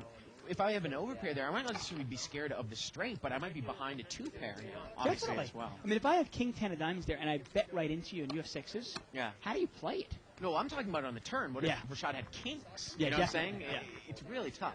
It definitely gets tough there. Yeah. Obviously, and back to that email by Alex Lee, there are a lot of things you can pick up and read on.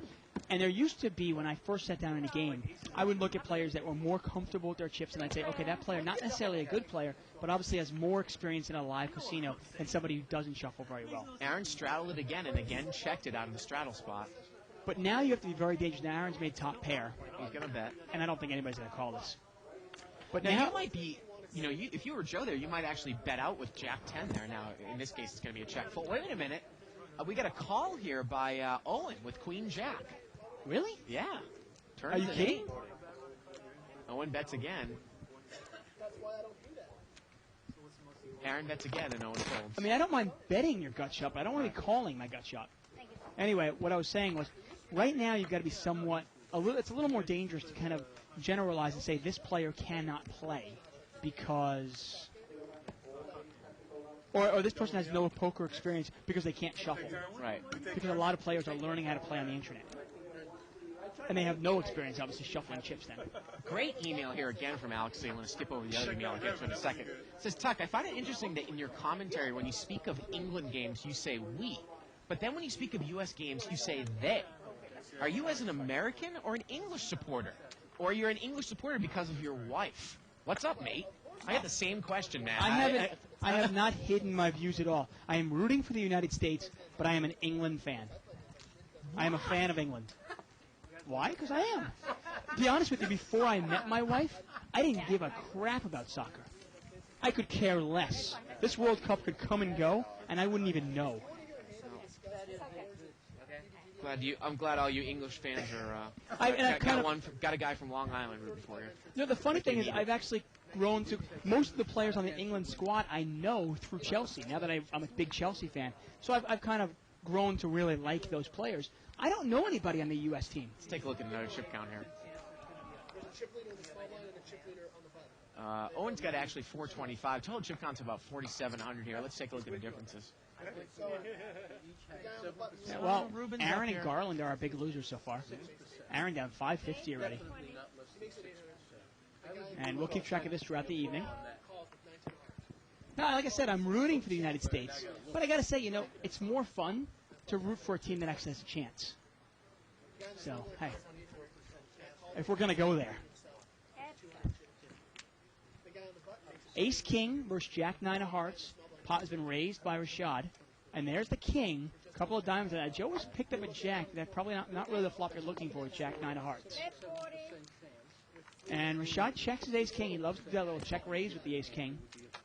And you assume, Joe bets 40, you assume he's going to check raise here. Once again, Rashawn's got the ace of diamonds also. Makes his hand real strong.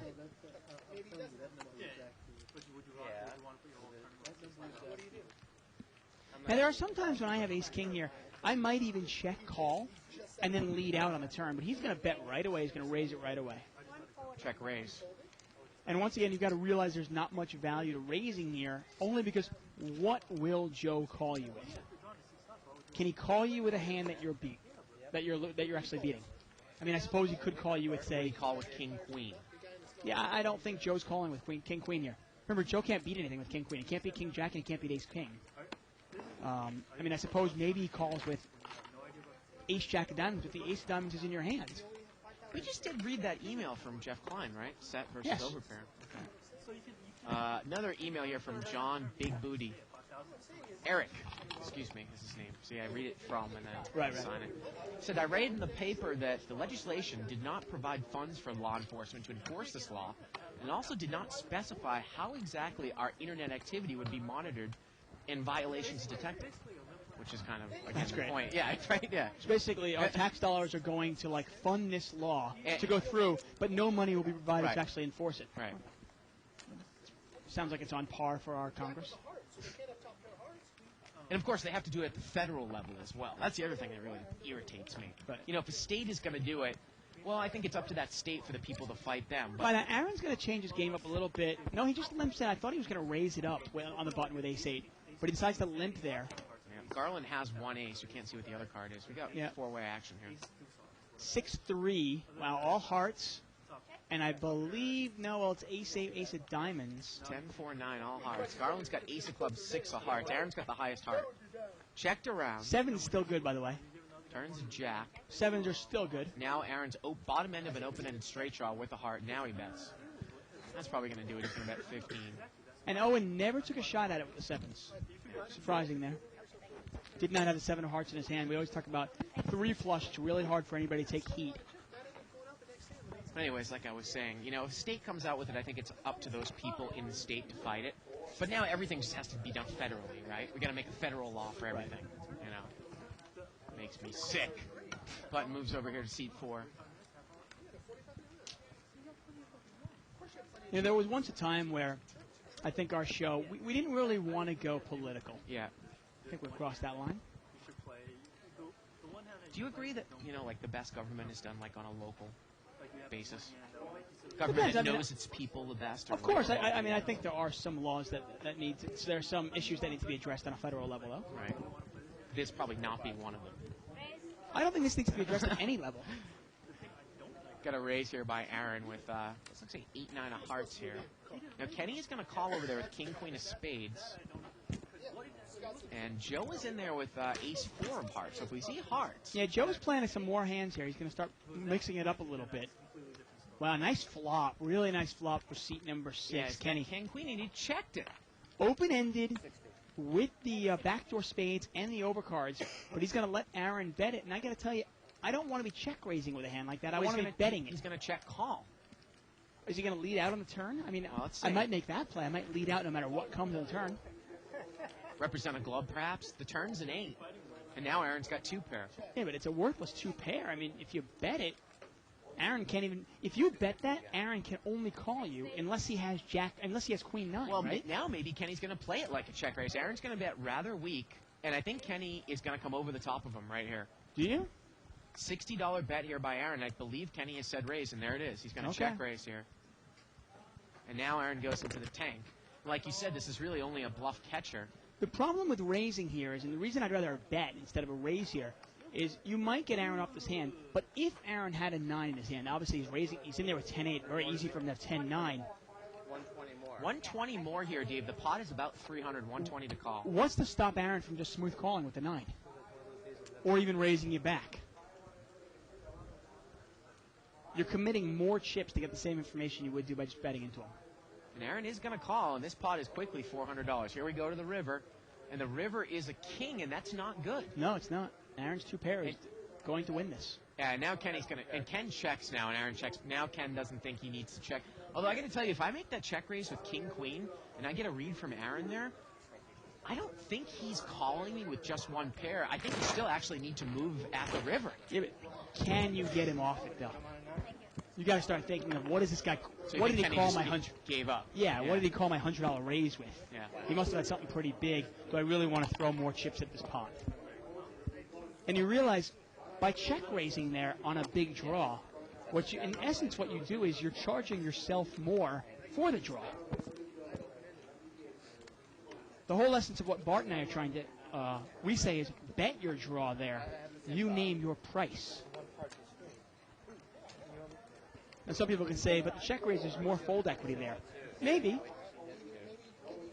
Email here from Trey saying he'd love to see 7-card stud high-low or Omaha on Live with the Bike. Well, I don't know if we could get any of those geezers to play 7-card stud high-low on this show, but that would make for some exciting poker.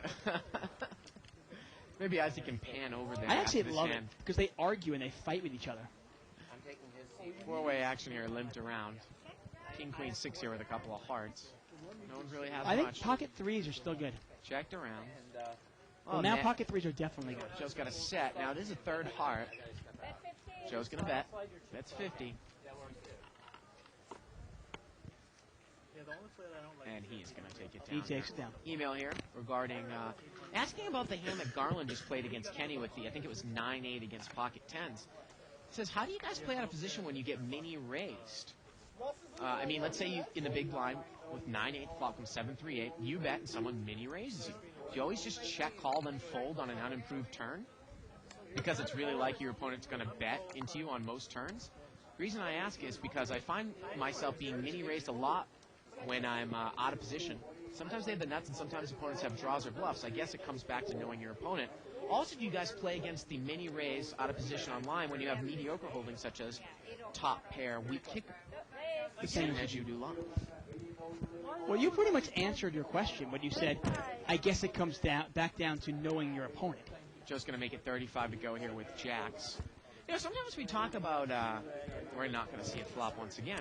Sometimes we talk about how you actually will raise with a hand that's not good enough to smooth call. Like if you've got like top pair, weak kicker as kind of a pot controlling type play. Yeah, definitely. You know, inherently the guy's going to check to you and you can either bet the turn or take a card or figure out or what if you're it's a doing. draw heavy board, like, I mean, let's say the flop comes out something like, 10-6-5 with a couple of hearts out there, and a guy bets into me and I have 10-9. I might put a little raise in there to try to get a little information and get the players out behind me. Yeah. Because, again, if you just call, it invites everybody else behind you to call, and you have no idea about this. I get no information by just calling, too. By raising, I'm trying to get a little bit of information from everybody without committing too many chips.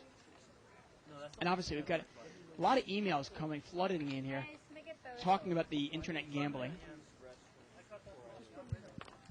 $30 raise here by Garland. Looks like he had pocket kings there. He's going to take it down. Oh, looks like Ross Fox is leaving. What are we going to do?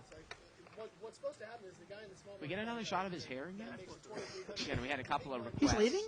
Yeah, a couple of requests. Why is he leaving? Maybe he doesn't like the game.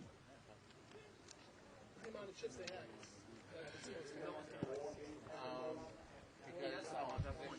That's a great shot, man. Yeah, he's going to go home and write a book about the game. Another book? Yeah. I don't care who's coming in. I'm just wondering how his books do. Let us know if you've gone out and bought a Russ Fox book, Nobody's smooth call. what you thought of it.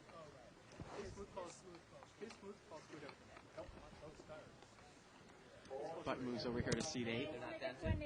And Rashad is going to raise it up here to 20 with King 10 offsuit in the cutoff. Shooter Joe McLean, seat number 1. Owen calls with Queen Jack. Garland's in there with Ace 10 offsuit. And Ken is in there with 7-4. Well, There's Garland's the at ace. the ace. Let's see how he's going to play it. And That out. that's going to be enough. That'll probably get it done. I can't imagine anybody calling here. You know, it's funny we talk about changing gears up in a game. I got to tell you, if I change gears up in a game and play more hands and play more aggressively, I'm not going to limp, call a raise out of position with Ace 10 offsuit. That's definitely not one of the things I'm changing. No, you don't want to be calling raises out of position ever. I can't imagine a spot where you really want to be calling too many raises out of position. Now, Owen is going to call with middle pair here. And again, you wonder if Garland can put any more money in the pot. Turns at 5. You might bet again and check it down on the river. I think that's probably the best way to play it. With 2 diamonds out there, there's obviously a chance Owen's got the diamond draw. You need to bet one more time. Yeah.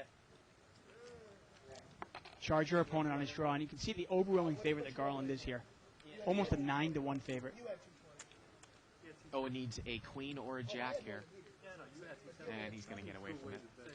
Now, email here from Michael Sullivan talking about gambling laws.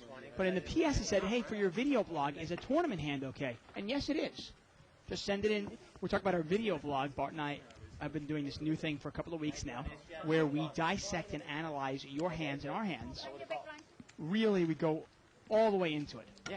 And if you want your own hand as a hand that's kind of stumped you and you don't know what you did right or what you did wrong or how we would have played it, best thing you can do is email it to us. In the subject hand, it said hand for blog. And let us know all the pertinent information, positions, how deep you were, how deep your opponent was. Were you drinking? Were you winning? Was your opponent drinking? Was your opponent winning? All sorts of things. The more information you give us, the easier it is for us to dissect it. And yes, a tournament hand is okay. Kenny's going to raise it up here with king 6 suited. Joe's going to call with king 10 of diamonds. And I just saw a post from Crackhead who just ruined it for me. Thank you. 3-way action. Joe just calls with the ace-queen. Well, Ken's got a flush draw.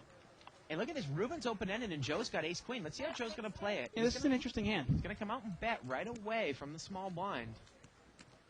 Ruben also has backdoor diamonds. It's not a terrible draw for him. Ken calls, and Ruben is going to call. Now, if he hits... Well, he can't hit the ace of spades because it's in Joe's hand, but the 9 of spades here is no good for him. Right, he's got 7 outs to the win. He also has backdoor diamonds. If he hits a king is good. Well, it turns a spade now, and now Ken has the second nut flush, but Joe's got a redraw with the nut flush draw. And this is the time, if you're Ken, you really don't want to slow play it because you let Joe get the free draw. Now, does Joe continue to bet here with the ace-queen with the ace of spades? I mean, two people I actually think you do bet here. I think you bet right into it, and you hope that you name your price for the river. And you hope that somebody with spades, if there is somebody out there, they just smooth call you playing tricky. I don't think Ken's going to smooth call here with king 6. Well, we'll see. You got to start thinking, if you're Ken, though, too, what did Ruben call behind me with? When you get deep stacked here and you've got another player and you are not drawing to the nut flush, what do? And Joe is going to bet 200 now. He's going to make a pot-sized bet here. Well, now he's bet so much, you imagine if you're Ken. I mean, Ken made his hand. He only has 200 left. Of course the money's he's going to push it in there. And he puts all his money in there. And easy lay down for Ruben. But Joe's going to need a spade here. Here we go to the river. The river's a 4, and Ken's going to take it down with the king-high flush. Not going to happen. Yeah, okay. And obviously Joe knows. Yeah. Good chance when he got called there, he was behind. Post here on 2+2 by Buglemouth that says, it's hard to listen to Dave sucking up on England. He probably goes home and says, quote-unquote, sweetie, did you hear me butt-licking about England tonight? You know that country you're from. Kind of sick. My wife is actually not from England. She was born in Santa Barbara. Actually, no, I'm sorry. She was born in Cedar Sinai, right outside Beverly Hills, and grew up in Santa Barbara. And like I said, I'm rooting for the USA. I just got into soccer, and most of the teams I root for are in the Premiership. I root for the Chelsea. I don't follow the MLS, I'm sorry. Therefore, I don't know, like, Eddie Johnson means nothing to me. Landon Donovan means nothing to me. But Frank Lampard and John Terry, you know, Pageto wrote us a Dear Abby. Oh, that's great. Got a $35 raise here by Joe on the butt with king, queen off suit. And he's going to take it down here probably with flop number 18 for the night. Okay. Dear Bart Tuck Abbey, first-time poster, long-time viewer.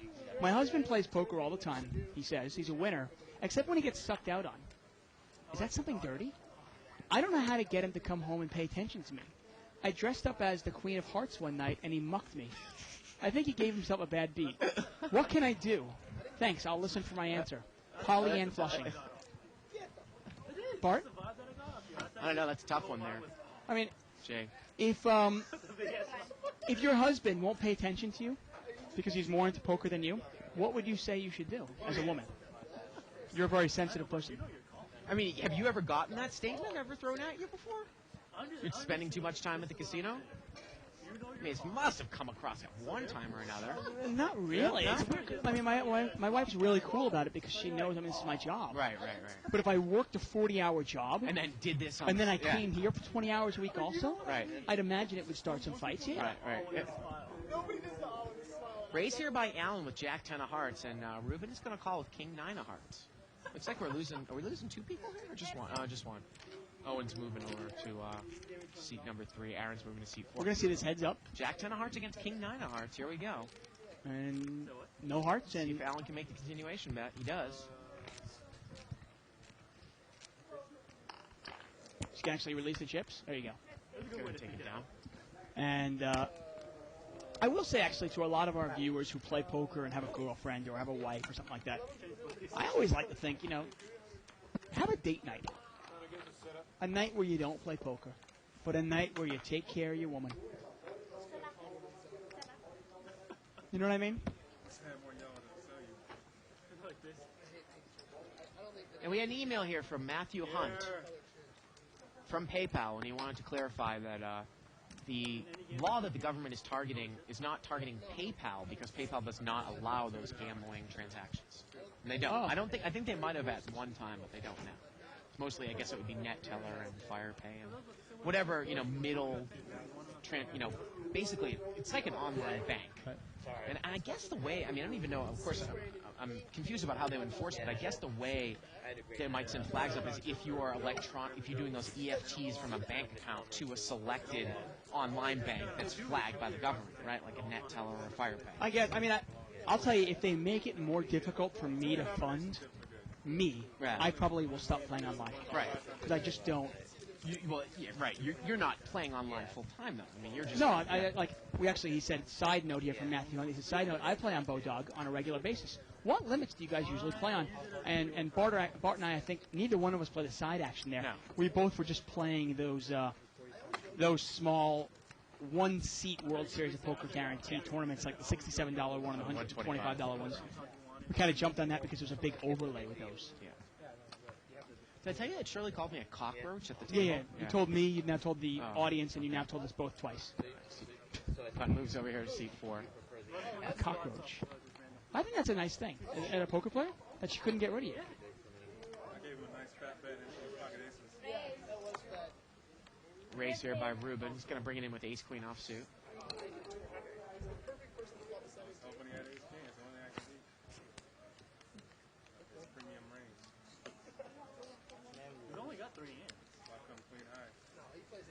And he's going to take it down, and that's number 19. Got a nice email here from Alex Lee, and I appreciate it, Alex. Oh, that's right. Number 19, Dave. This has got to be probably almost a record right now, wouldn't you think?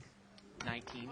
We're Yeah. only halfway through the show. Real passive action here. Yeah. Some nice laydowns. I got to tell you, if you look at this table and you try to see whose game has really impressed you, obviously I like Joe McLean's game. I've always liked his game. But the one player that I did not know that I'm actually impressed with his game is Rashad's. I like his game. He's made a couple of really nice laydowns. He's also pushed and raised with some hands that you normally wouldn't be moving with. He's done quite well. And Haim on 2+2 says, I'm told that the first Russ Fox / Scott Harker book sold out on the first printing. 5,000 copies. There you go. That's pretty impressive. Well, I know they sold it here, and I saw it over at Commerce. So I was like, well, that's interesting that they could get them in the bookstore. That's great. 4-way action here. Limped around. Pocket 9 still in the lead. That's seat number 8. That's Allen. Did Now, not raise under the gun. In late position, will he bet? Well, Allen's actually under the gun. He limped in with 9s. He checked the flop. But in this case, it's actually late position. There's only one player behind him. Right, yeah. And now he's going to bet 15 here on the 6.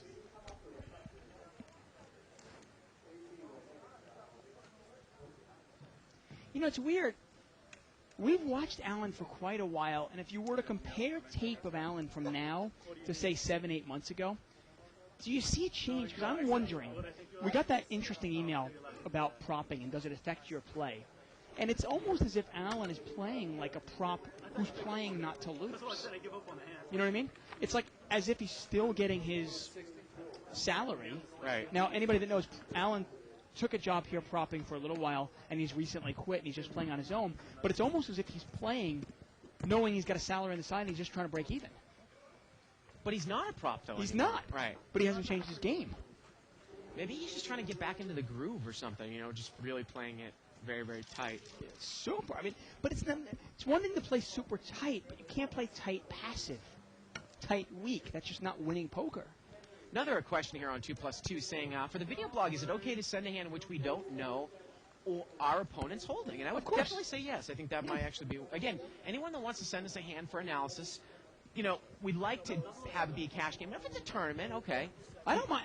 As long as it's an interesting hand. Yeah. Where you have a lot of information for us. You know, Yeah. you can give us a lot of what's going on. Again, you can send us an email in the subject line at liveatthebike.com, hand for blog. I look through them on Wednesday nights after the show.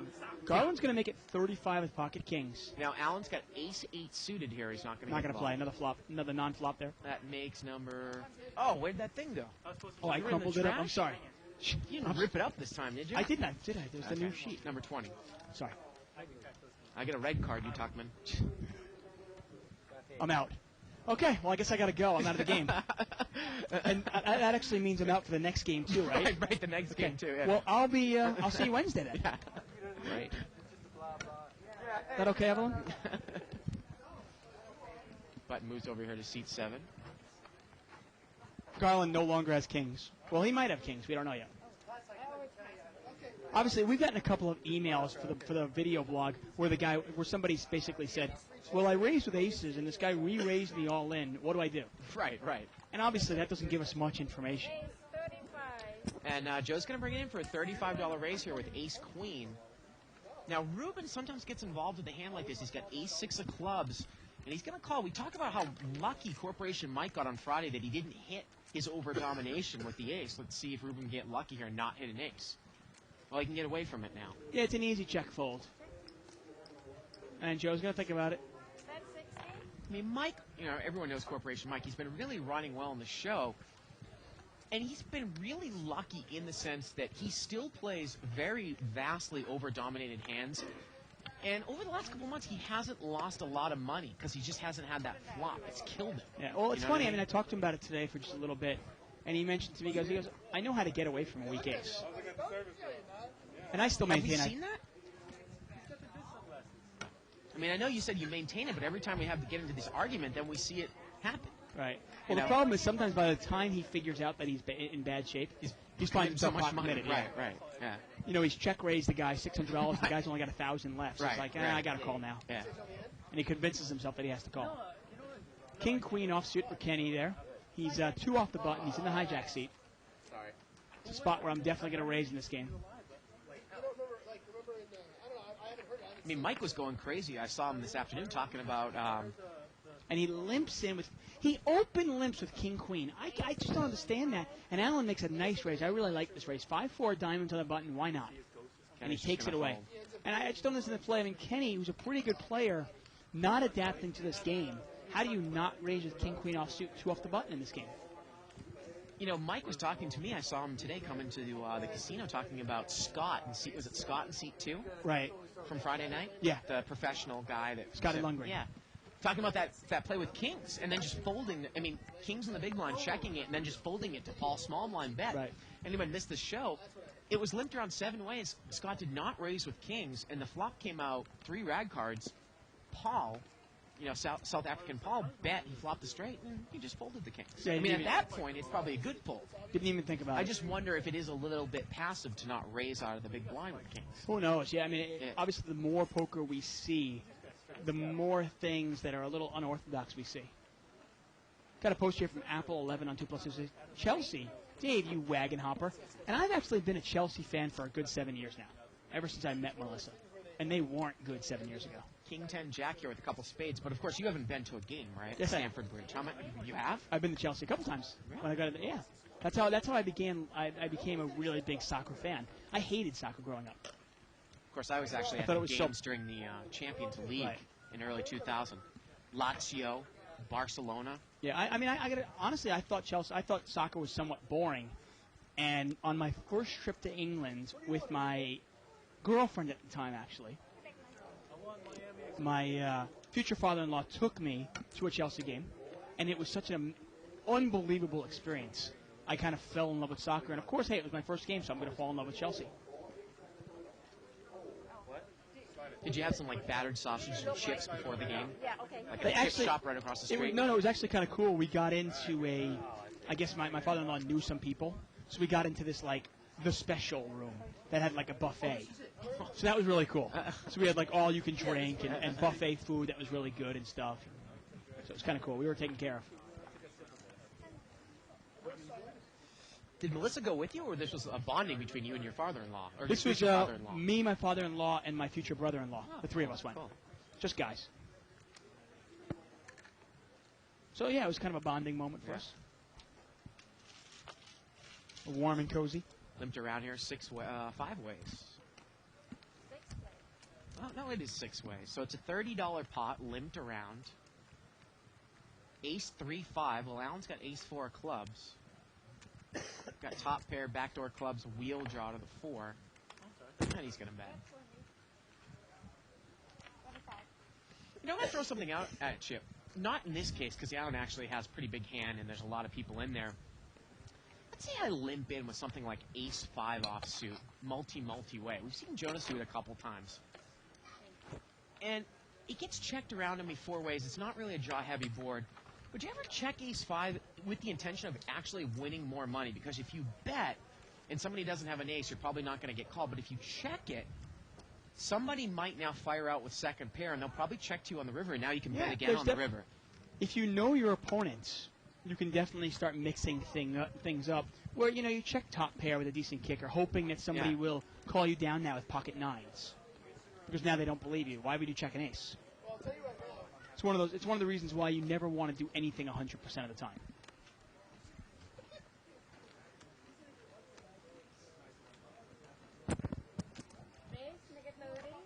Well, now Alan brings it in with king-jack suited here to 30. Remember before on the button, he didn't do that. Couple off the button, now he opens for it. And at least maybe he's adapting now to the game. We saw him raise with 4-5 of diamonds on the button. Now he's raising with king-jack suited, 2 off the button. Alan starting to adapt to the table. Took him a while, but hey, finally he's doing it. New player in seat 2 is Philip. And then, of course, the token junior mints. I think Philip has been on the show before. Yeah, he has. Yeah. Got I've an played email with here him. from David Moxon, and this is obviously his email. It says, subject, the war on poker. Yet another ridiculous way to siphon off more of our hard-earned money. Let's see now how many wars are we paying for. The war on drugs, the war on terror, the war on scapegoat immigrants, and now my own money being used to fight the war on poker. I know how I would rather see all those billions used. Shh, I won't say. You know who might be listening. Email here from David Moxon. Thank you.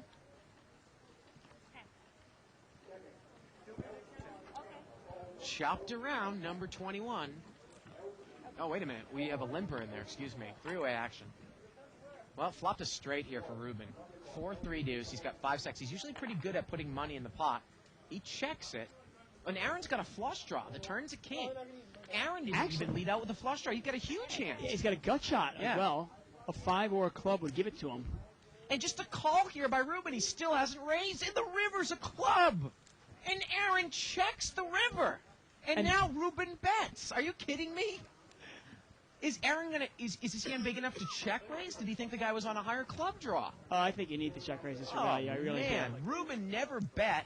He just called the turn, and now Aaron's going to check raise with queen high flush Yeah, draw? but is it an easy laydown for Ruben now? Is it an easy laydown? Oh, yeah, it's unbelievable. And he's going to raise it. And Ruben's got to know that he has now allowed his opponent to check raise him on the river, and his hand can't be good, can it? Start thinking, what would he check raise with on the river? Would he do that with 2 pair? He's going to call. I can't believe this is part of the problem. This is really part of the problem with check raising the river. The only time you get to successfully check raise the river is if something crazy like this happens, Dave. Because there's so many times that if Ruben had checked something and now the river comes a club, he's just going to check right behind it. Remember, it is another overcard to the 4. Right. There. But Ruben didn't check. I mean, that's the funny thing. Yeah, but that's because Ruben had flopped a straight. Right. He thought he was just slow playing it. Yeah.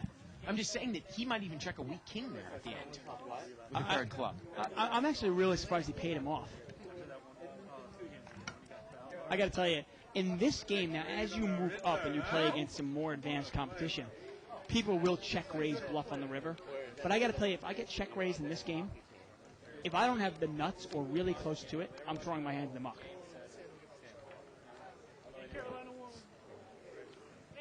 What was the score? 40. And apparently the Carolina Hurricanes are the Stanley Cup champions. Or you can call them the Hartford Whalers, whatever. Got a raise here to 40 with King Jack suited. And Crackhead ruined it for me. I was actually going to watch a replay of it later. They'll always be the Whalers in my book. And we're not going to see a flop, number 21 for the night. Once again, if you have any questions or concerns or criticisms, you can email us at live@thebike.com.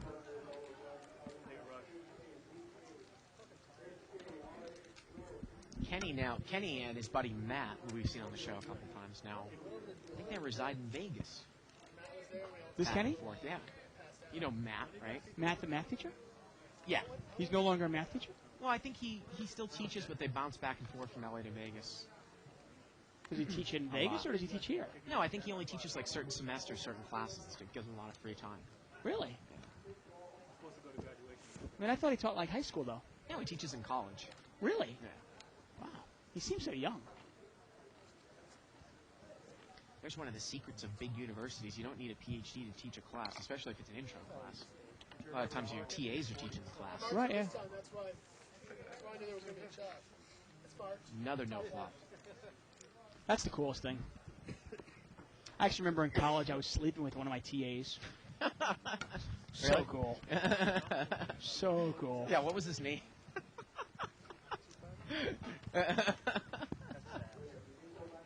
I didn't think he was gay. I mean, he didn't have a list or anything. So is on your. Oh yeah. Is it good? Was she like a poetry TA or like a writing? No, it was a English? philosophy class. Oh, boy. And I was really good friends with the teacher. Yeah. And he was one of those guys that he would show up to class like once a week. Yeah. Not even, once every 2 weeks. I'm sorry, because the class was only 3 days a week. And she taught at the other times. Shopped around again here. I had a buddy actually that, in I his did so well philosophy in that class. In his philosophy class, I mean, the professor, I went to Syracuse, he was pretty much a drunk. I mean, actually, I remember his name. And, if you ever needed to talk to him, you would meet him at the bar after the class. That's He'd so be there cool. for happy hour. That's the way to do it. And then at the end of the term, everyone was reading their final papers, and it was all, everyone was just getting drunk and reading their final papers. Charlie Lindquist, I remember. Button moves over here to seat 7. But once, professors like that get tenure and stuff, they pretty much can do whatever they want, Yeah, no one of course. cares,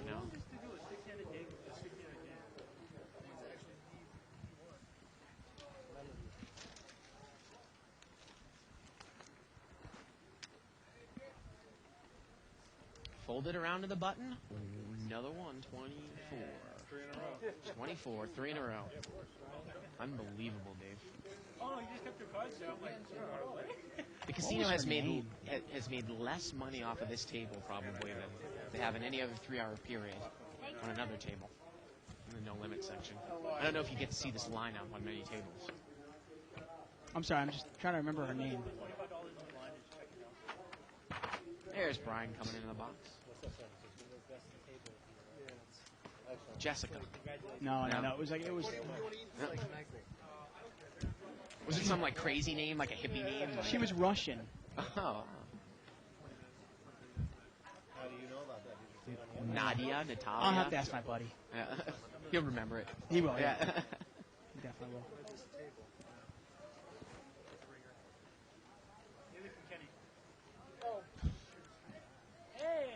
Those car 3 spades. Raise it to 35.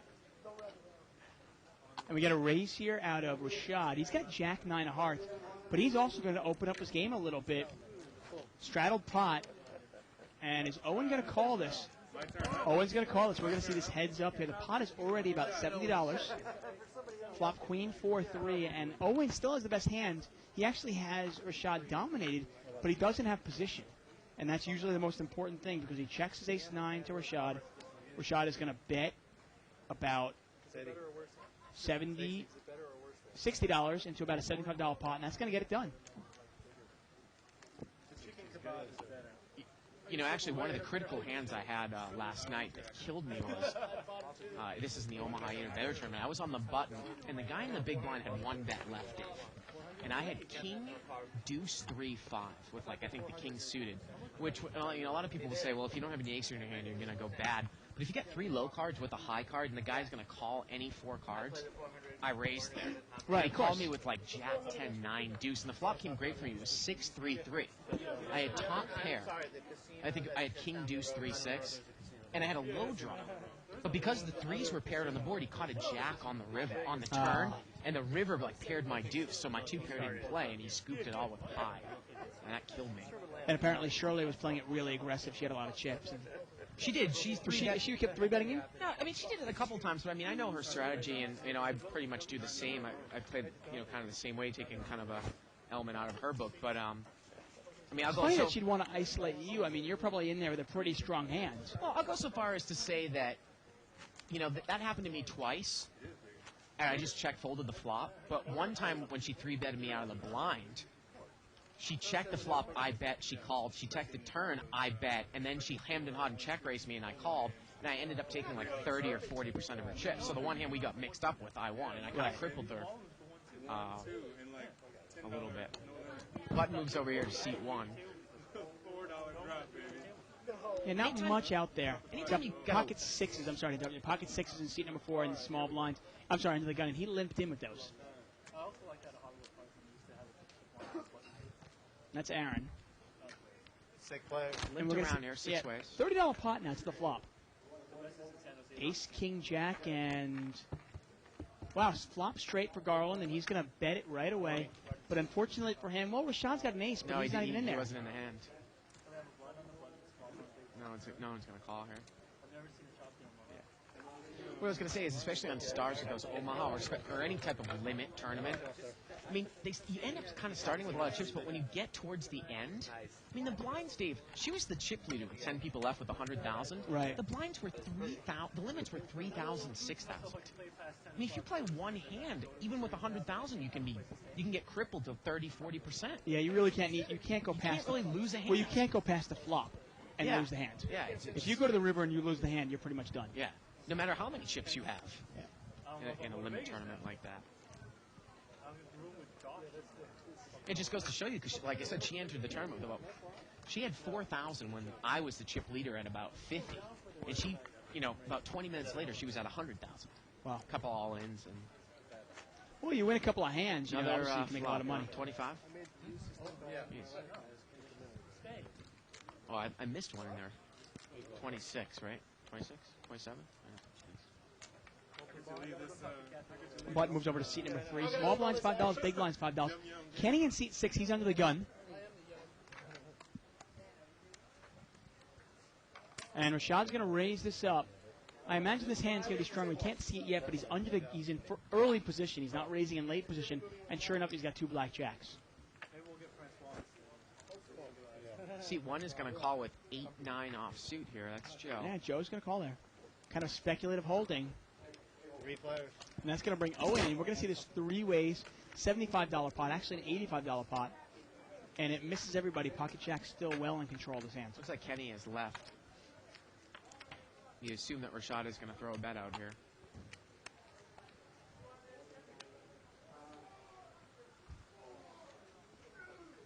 Bet 75, and he's going to take it down. Interesting email here from Med Crew. Marty he says, who do you think is the best player at the table right now, in your opinion? Well, At this table right now, I'd probably say the best player is probably Joe McLean in seat number 1. And if I had to say at number 2, I would probably say Rashad in seat number 7. I really like his game so far. I mean, obviously, I haven't seen enough of his game to really be a judge. But right now, an hour and 45 minutes into our show, he seems like a strong player as well. Alan's going to raise it up here with 2 red jacks now. He makes it 25 to go. 35 to go. And Owen is going to call here with king, queen off suit. He's not really that deep either. And Rashad, he's not going to get involved. He throws it away. And we're going to see this heads up, about a $75 pot to the flop. Well, not a bad flop for Alan at all.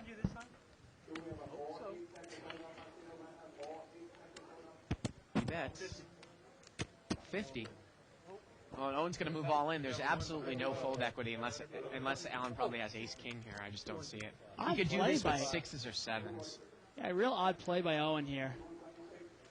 There's no way Owen would move all in with a 10 here, would he? I just don't buy it. Yeah, I happen to agree with you. And there's obviously too many hands he could have that 9s, 8s. I mean, he might even do this with 5s or 4s, thinking that you have ace-king. Yeah.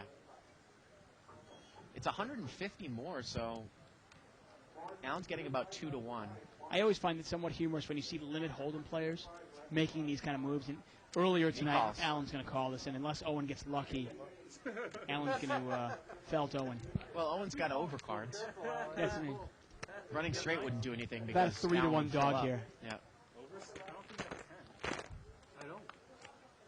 Not going to do it. I need help. Oh, look at that. There's the king. Bad.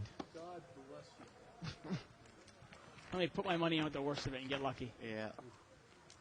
Yeah, you always see these limit hold'em players. And it was really funny. Earlier today, we were playing in the 5-10 game, and I know you were kind of sitting behind me for a second. And I raised in late position with pocket aces, and I was kind of mixing it up. It was a kind of a short table.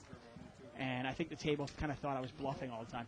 So Annie Lou, who's a limit hold'em player primarily, and a great player in her own right, but she primarily plays limit.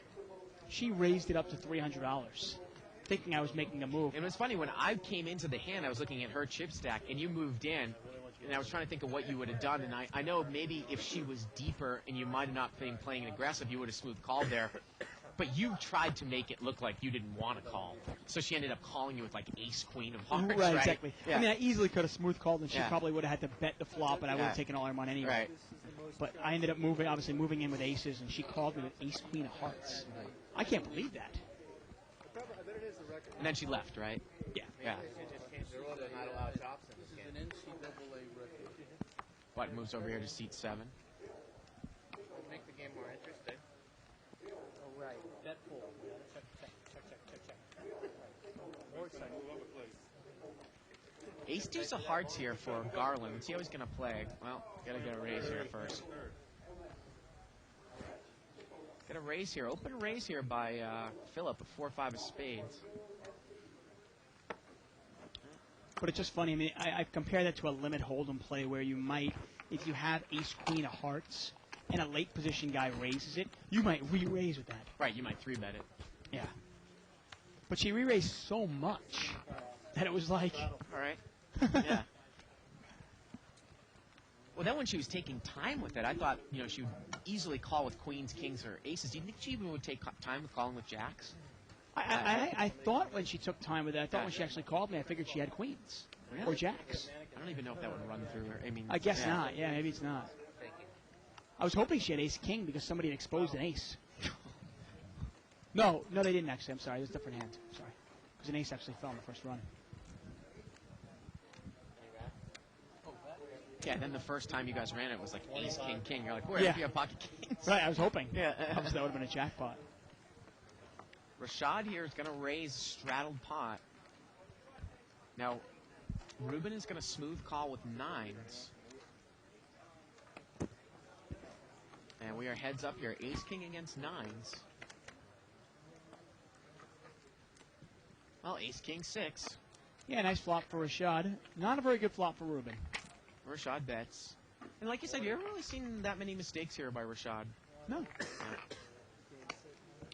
Turn was an ace, actually. Yeah, it would have. Rashad would have filled up. Got a little over an hour left in the show here. Hey, did you see the cover of High Roller? It's the World Series of Poker Special Edition High Roller magazine. Shannon Elizabeth on the cover. She's not bad looking at all. No. Remember American Pie 1, right? I do. I do. I see it in my dreams still. I do. Oh. Yes, I do. I was actually in England working a premiere. I worked for a film distribution company over there. We did the premiere in Leicester Square for American Pie. Really? Was Shannon there? No, she was not. Actually, it's a little bit strange since the other premieres we did have the actors there. Yeah, most premieres you'd think, but I mean, obviously, overseas, Yeah. She probably was at the American premiere, not up close to the English one. Need to see seat 2's cards. Yeah, nobody's got much of anything, but we don't know what Philip has. Well, third 8 now. Gets Eight checked of around spades on in the flop. turn. Phillips got jack 9 of diamonds And if you're Ruben, might you bet? And Ruben does bet on the button. with ace high. Figures his ace high is the best hand. Why not take it down? And he does. And the river was an ace. Got about an hour left in tonight's show. There were some good, I mean, not only this cover, but there was also some good pictures inside of her. She did like a picture layout. I don't know if you got a chance to look at it. I did not. This high roller. And we get Kia, like the car, in seat number 4. This is right next to my, this magazine is right next to my framed last 2 issues of Bluff and Card Player opened up to our advertisement on my wall. I have no doubt. I've never been to your house, but I have no doubt you have them up. I have no doubt. Oh, man. Right next to, like, right in my iPod, the circuit episode that we did. Right. Loaded in. Is that like your answering machine? 30 to call. 30. Now, Joe McClain's going to raise us up on the button with Jack 10 offsuit. Obviously a position raise, and he's going to steal it. He's going to take it away. And it's one of those times where he's stealing the blinds, but he doesn't mind if he gets called because he has position against some really passive, predictable players. Yeah, exactly. Yeah. I'm going to go storm over those guys, though, at the bottom. Buttons over here, too. I'm looking at C2. the layout. Apparently, as far as I'm concerned, she's wearing way too many clothes. Yeah, it was a little clothy in the picture. She's older. She's like 29. Oh, my God. 29? She's over the hill. She was like 21, 22 in the American Pie, which came out like in 99, right? So. Did American Pie 1 come out that late, long ago? Yeah, it came in. I know that because I remember doing the date. Yeah, 99. Man, time flies. Raised here by Joe with ace 5 off suit. Now, I played with this guy in seat 4, new player Kia. We've seen him on the show before. He was playing the 5-10. Now look at Joe. Joe raising it on his button with Jack 10. He's raising it in the cutoff seat with ace 5. Really opening up his raises. That would be number 27. And you missed the last one, too. Did I? Yeah. 28. Joe Number raised 28. it twice and didn't see a flop either time. Once again, we're live at the bike. Bart and I are here Mondays through Friday from 7 to 10 Pacific time. I do, but not every damn hand. Catch us every night. If you miss any part of the show, you can watch it on a live replay. Every night at 11 p.m. we replay the show, and we also do that every 3 hours until 5 p.m. the following day. You can also watch the entire week show on Sunday starting at noon. How about check out the archives where we have every single show done. Just check out the upper left-hand corner of your screen. Click on the on-demand banner. Now, Philip is going to raise it up here with 7-5 of spades. And we're not going to see a flop here. Number 29. And like I said, I mean, this was my strategy right at the beginning of the game. I would be raising it almost every time in my cutoff seat and on my button. I mean, we're up to almost 30. Let's say by the end of the night we end up between 40 and 50. Over 3 hours. Damn, that's a lot of non-flops, huh? Yeah, that really is. You're talking about like pretty much 1 out of every 2.5 hands, 1 out of every 3 hands is no flop. So raise to 15. Now we got a raise from Rashad. Man, Now, 15 to go with pocket fours, like a little bit of a stop raise. and he gets 1 call by Ruben, Queen Jack. He is not going to play 8-3. Look at that jacket there by Garland. Give me a break. Good Lord. Here we go. We're heads up here. Pocket fours against Queen Jack. Well, there's the 4, Set of fours here by Rashad. and I think you've got to bet it. I really do. And he does. I like the bet. You can't expect your opponent to bet. Remember, you were the pre-flop raiser. Did you catch that out there, Ray? And look, wow, the turn was a queen, and the river was a jack. Yeah, it would have made running 2 pairs. One of the few times where, you know, if you make a slow play, obviously it would have paid off, but I like the bet. I really do. We're working on it. At first we couldn't see a flop. Now we're only seeing Well, flops. he's from the Bay Area. He can't be a San Francisco Giant fan? Around it, feel it for everyone. I was just mocking being from the Bay Area because I know several of our staff Oh, are from okay. the Bay I see, Area. I see. Uh, Yeah, but Ray is a big Oakland A's fan. yes, I know that. I think he hates the Giants. I would assume. Okay, that's 4. I mean, that's going to be like a Yankees Mets fan. You can't be both. No, right? no. Yeah.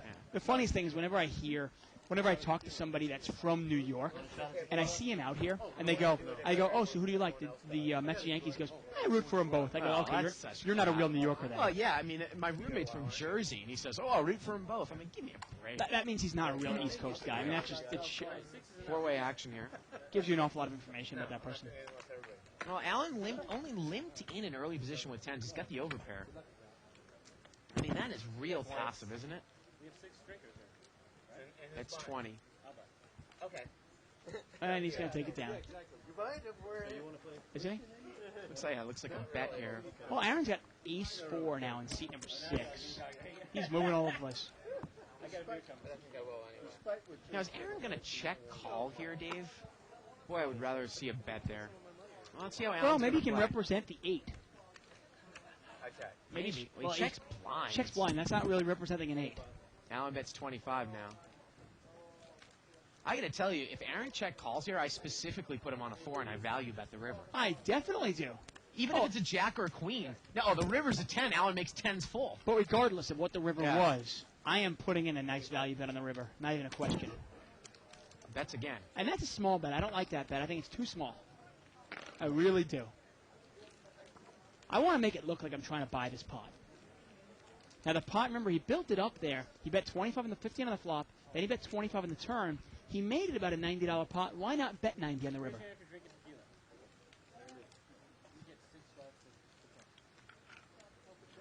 Check calling just not going to win you the money and no limit hold'em. No. Well, it's not going to win you the money in any kind of poker. And he calls. And he calls here, and Allen's got the 10s full. pretty close to the nuts here. He's got the second nut hand. I mean, Allen would have played an 8 the same way, though, if he was in Probably. there with an 8. Although the way Allen's been, he's been playing so tight, I wouldn't necessarily think he has an 8 in that position, though, because he wouldn't be limping in with like 7-8 under the gun. Probably not. Yeah. Right. He had 10. He made a full house on the river. The only point was that I was before that. Button moves here to seat 6. Yep. Pocket aces here for Aaron. Now, Garland's in the cutoff seat with King Queen, and I got to tell you, in this table, I'm raising with that hand. And unfortunately for him, seat number 6 has got aces. But I We think got Phillips an raised early it up. position raise here with 5-8 of clubs. Wow. Okay, that's. So Garland folds. Now, would you ever smooth call here? You don't think the blinds are going to come in. I don't necessarily know if you need to re-raise here in position, do you? Oh man, against this, I got to tell you, against this lineup, I'm going to raise right away. I really am. I'm going to raise right away. I think maybe I get a call pre-flop and maybe just checks and folds in the flop. But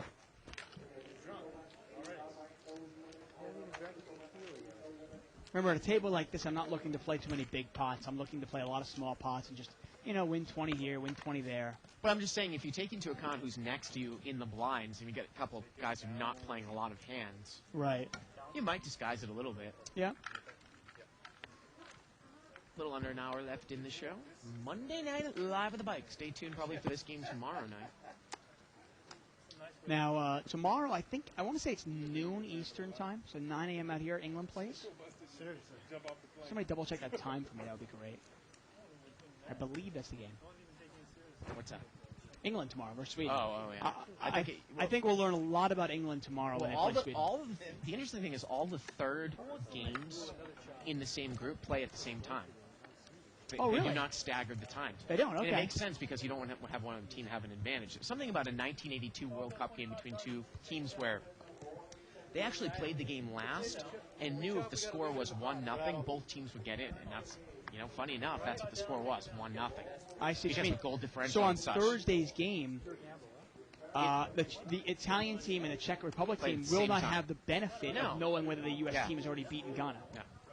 Because obviously, if Ghana were to win, it makes a big difference because Italy suddenly needs to win Absolutely. their game to get the number 1 seed. Take a look at the chip count here. Let's do it. Maybe in a couple minutes or so. Oh, okay. 30. No flop, number 30. Raise here from Garland with King Jack, and I like the play. I do. And I got to tell you, if I'm, I'm definitely going to call if I'm Allen with Queen Jack on the button. I feel like, the way Garland plays, and if I have position on him, I'm going to take that chance. Now, Joe McLean there, Shooter McLean, he's going to call with the 6-5 of hearts.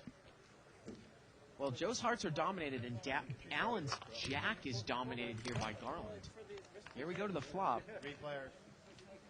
Well, nobody's got this. Now flop. let's see if Garland checks here. Can Allen represent? And look, Garland, Yeah. Garland does not fire at it, and that's the part of the play. That's why I don't mind calling his raises. Be careful now. Because he doesn't bet unless he hits it. Let him know to be careful. I'm not saying anything else. Be careful. But it's not me.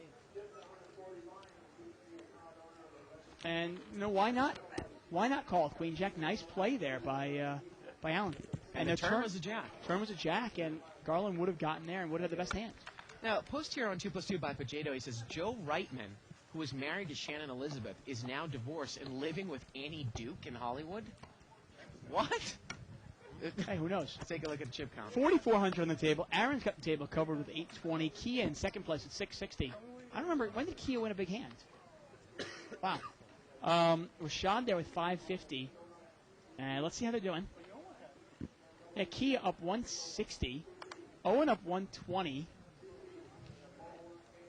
And Garland and Rashad are our big losers so Yeah, far. that is a little bit strange there. Yeah, well, the players moved, and I think we might have actually. Maybe Kia was allowed to bring chips over from the other game or something.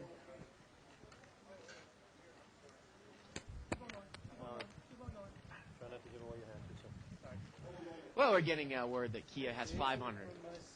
It Now- sounded weird. Yeah. Raise here by seat 5 with 7-8 of hearts. Aaron calls, and Rashad is going to re-raise here with aces. Well, fold here by Garland, the pre-flop raiser. I don't think Aaron's going to get involved here with deuces. Now we got an email here from Charles McClannis. And he says, Bart, great call on betting the USA to draw with Number Italy. 31. Wait a sec. Just for the record, I think I was the one on Friday who said if there's a bet to be made, it's to draw. No, I said the best bet with the price that all three results were getting was the draw. I thought the draw had, in terms of price, it was the best bet. I could have sworn it was Hey, me, but okay. archives. We'll check. Archives. I'll check. Anyway, it says, I took your advice and made a very nice profit. Hey, don't tempt me. I'll be gone in a second. Yeah. I think you've got a future in sports betting. I thought the draw was a good price. No, obviously, I think we both agreed it was the only bet to make if you're going to bet it at all. And obviously, neither one of us advocate sports betting, but if you're going to bet that game, you're certainly not going to bet USA to win. And obviously, this is only if you're watching this in Vegas. And What you about can bet sports? legally. What about sports betting online? It's illegal. Is playing poker online illegal? I don't think so. Right now, I don't Sports think. betting is not. I thought There's no difference. There's no clarification there. I thought sports betting is illegal in certain states. No, I don't think there's any. Really? You can't tell me there's a difference between me playing poker on a site that's out of the Cocos Islands and me sports betting out of a country like Yeah, England. I don't know. Turks and Cokes or wherever those places are. You know. Number 32, no flop. I just don't think there's a difference. But either way, obviously, if you are allowed to bet wherever you are, and neither one of us are advocates for it, but there are some bets that just don't make any sense. You You ever been to WilliamHill.com? It's like No. the English soccer site. Oh, I've never been there, no. English sports betting site. Talk about a bunch of fanatic, like gambling addicts. I mean, in England, man, they've got like OTBs like every block or so. You know, like little betting parlors. Well, raise here from Ruben, and Philip's going to call. Normally, it's not a hand you want to call it, but in this game, Philip's going to see a flop here, and he's actually got Ruben dominated. And Aaron's got pocket fours. Well, Jack 9 deuce. Well, Ruben's outflopped them all, and he checks it. Wow. Now, in this game, I just don't see a point in checking that. I'm going to bet all my hands. Turns an 8, and now Ruben's going to bet. Because nobody's going to take a shot at it. The game is far too passive. Yeah, you're not necessarily going to see Aaron try to take a stab at it with pocket fours. Not there. usually. And it's going to go bet now on the turn and fold. Now, if a 4 or a king had come off on the turn, suddenly you now have a losing hand. You ever see that Family Guy when they had the Smurfs on? You guys are like totally Smurf and Smurf here. It was Smurf and Greg. Oh, look at this. We got we have Farhard. Is this the Farhard from the show? I don't know. It says, hey, Bart, great show. This is Farhard tuning in from Las Vegas, Nevada, playing Hold'em online at PokerStars, and I'm too lazy to look up the odds at cardplayer.com. Could you tell me the pre-flop odds on Ace-4 against King-10? Thanks. I'm not exactly sure about if that's Farhad. Well, King 10 against Ace 4 is probably going to be 3 to probably 2. I'd say 54, 55, 45. I don't think it's as big as 3 to 2. Really? I thought it was No, more like 58. King 40. 10. Remember, you get 2 overs here to the bottom kicker punt. Okay. It's almost a coin flip. It's probably 54 to 56, I think. Well, do me a favor, somebody, while you're watching this show, just look to the right-hand side of the site, and you'll see the Pokulator there. Click on it, and let us know what the odds are. King 10 versus Ace 4.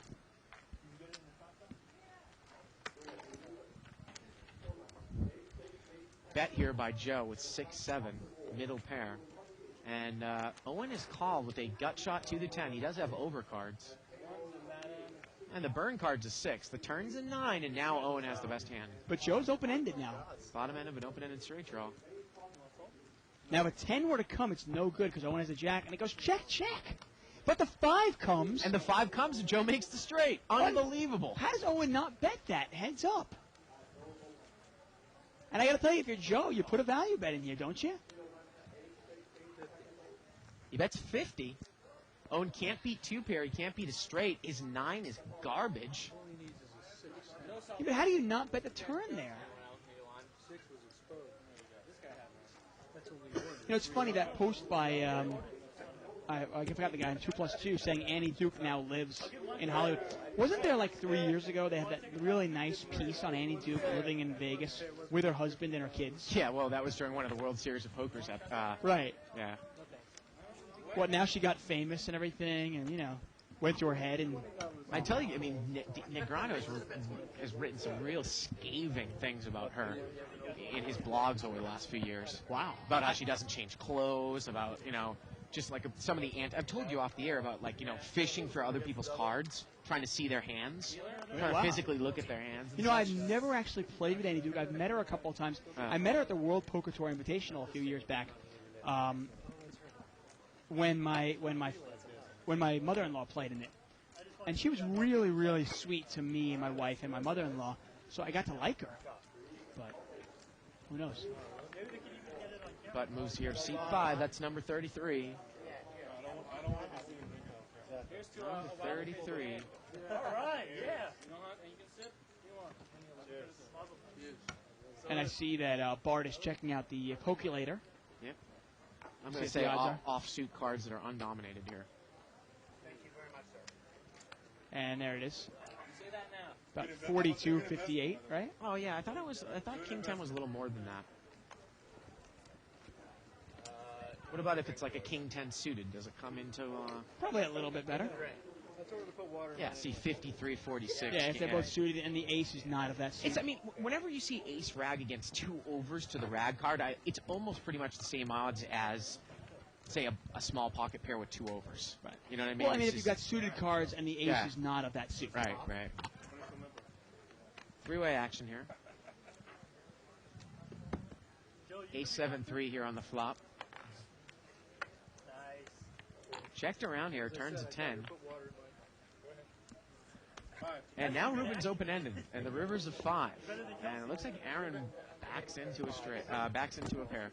Hey, I've got some exciting news, though. On the line, I hear that Derek Martin is in the house playing poker. Derek Martin, the famous NBA player Derek Martin, is in the house. Who the hell is Derek Martin? I think he played for Oh, the apparently he Clippers. played for the Clippers.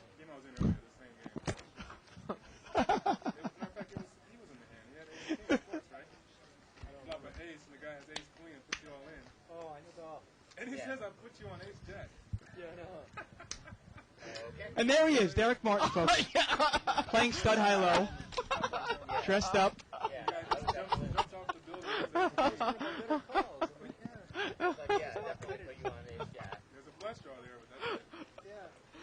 Oh, yeah. I think I've played that guy before. Yeah. It's not very good at stud high-low, but hey, right, basketball, he's good at that. 4-way flop here, 8-5 deuce. Couple of spades out there. No raise by ace-queen, no raise by 6 is 8-5 deuce on the flop. And in this game... And Allen leads out here with ace-queen. Now, in this game, ace-queen, there's a lot of games where you don't want to raise out of the blinds of the hand like ace-queen offsuit. But in this game, I'm going to raise with all my premium holdings. I really am. And look at that. He gets her shot to throw away 6s without even thinking about it, and he shows the ace-queen. Yeah, that Derek Martin, man, he just does not play stud high-low. Pretty good for the game, that guy over there, huh? Action. 8 low draw. I call you with like 3 aces showing. You've seen that stuff before from that guy. Button moves over here to seat 7. I actually started playing a little bit of. I'm trying to get my silver VIP status over at PokerStars so I can buy those W dollars and buy in some of the World Series events. So I started playing some stud high low, 10, 20, and 5-10 over on PokerStars. Yeah. So you can check me out over there. You can check me out on PokerStars. I'll even give you my handle. Oh, really? No, I'm not going to. Owen's going to raise it up here with pocket kings. I thought I would. I thought about it now. Makes it 25 to go here. We are not going to see a flop here again. There was a sitcom where guys talking about this girl. 34. Around the block more than Get an email here from Dave Jones. Remember when? Dave, think back to those days when you didn't give a rat's ass about soccer. Some of us are still there. I have no doubt. I got to tell you, if you've never been to a game, and I would assume that's for a lot of sports, if you've never been there, it's really, really hard to appreciate it. Now we got a straddled pot here. Philip's going to make it $10 to go. So Owen there in seat number 3. He's first to act. Now we've got an ace-queen offsuit. Small blind, In the small blind. And I got to tell you, if it limps around, or you maybe get one limper, I'm definitely raising that up. Pocket 6s again for Rashad. But Garland's going to raise it up with ace-9.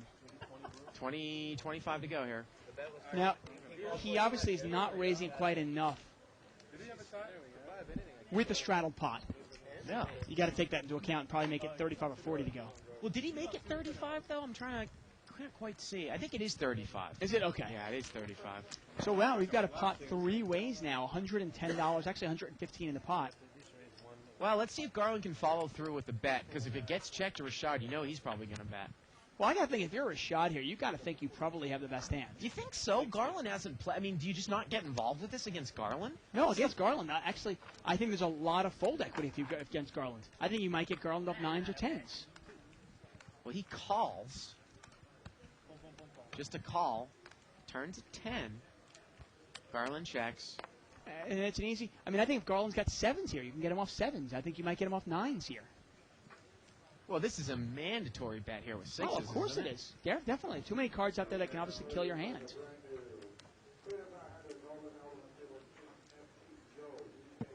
He bets 100. And Garland easily folds it. And part of the problem with playing a hand like that, obviously, you know, Rashad could easily be smooth calling you with nothing also. Knowing that I can probably get this guy off, but he's not going to fire 2 bullets. Obviously, we're not saying that he should be firing 2 bullets, but... You know, I finally set my TiVo to catch one of these full tilt shows on FSN. Okay. Because FSN West is like way up in my dial, like the 400s. I never check it. Because I've heard different stories about how rudimentary that show is, like how basic it is. But I've never seen the damn show. Well, it's funny. We've had it a couple Apparently times on the show here. We've actually have it on in the casino. Yeah, that's the only time I've ever seen it. And yeah. I've glanced up and I've seen, like, you know, Daniel Negreanu, Howard Lederer, you know. Right. They're They're discussing, talking poker like, strategy, so I'm like, wow, this must be interesting. but they're really, really basic strategy. Yeah. You know, like when to slow play. You know, things like that, but really, really basic. 5-way action here. We had a raise by Owen with pocket 10s from up front. Garland calls with ace-3. Wow. Okay, well, Allen's got the best hand here, the queen-jack. And you imagine if it goes around to him, he's going to bet. He's in the cutoff seat. I guess it was just like a little mini. Well, now that Rashad's going to bet in, can you continue on here with Allen? Well, he makes a quick call. This was one of the things I said about Allen. He sometimes, when he calls, I think he almost does it too fast without thinking through the hand a little bit. Well, you've got to realize that whenever Allen starts thinking, you can start putting him on certain hands. Now, he's quickly called you. Well, What do you now think he's it's quickly trip called? queens. Now, the funny thing here is, does that actually change anything if you have queen-jack? I mean, people say, well, yeah, I've got trip queens now.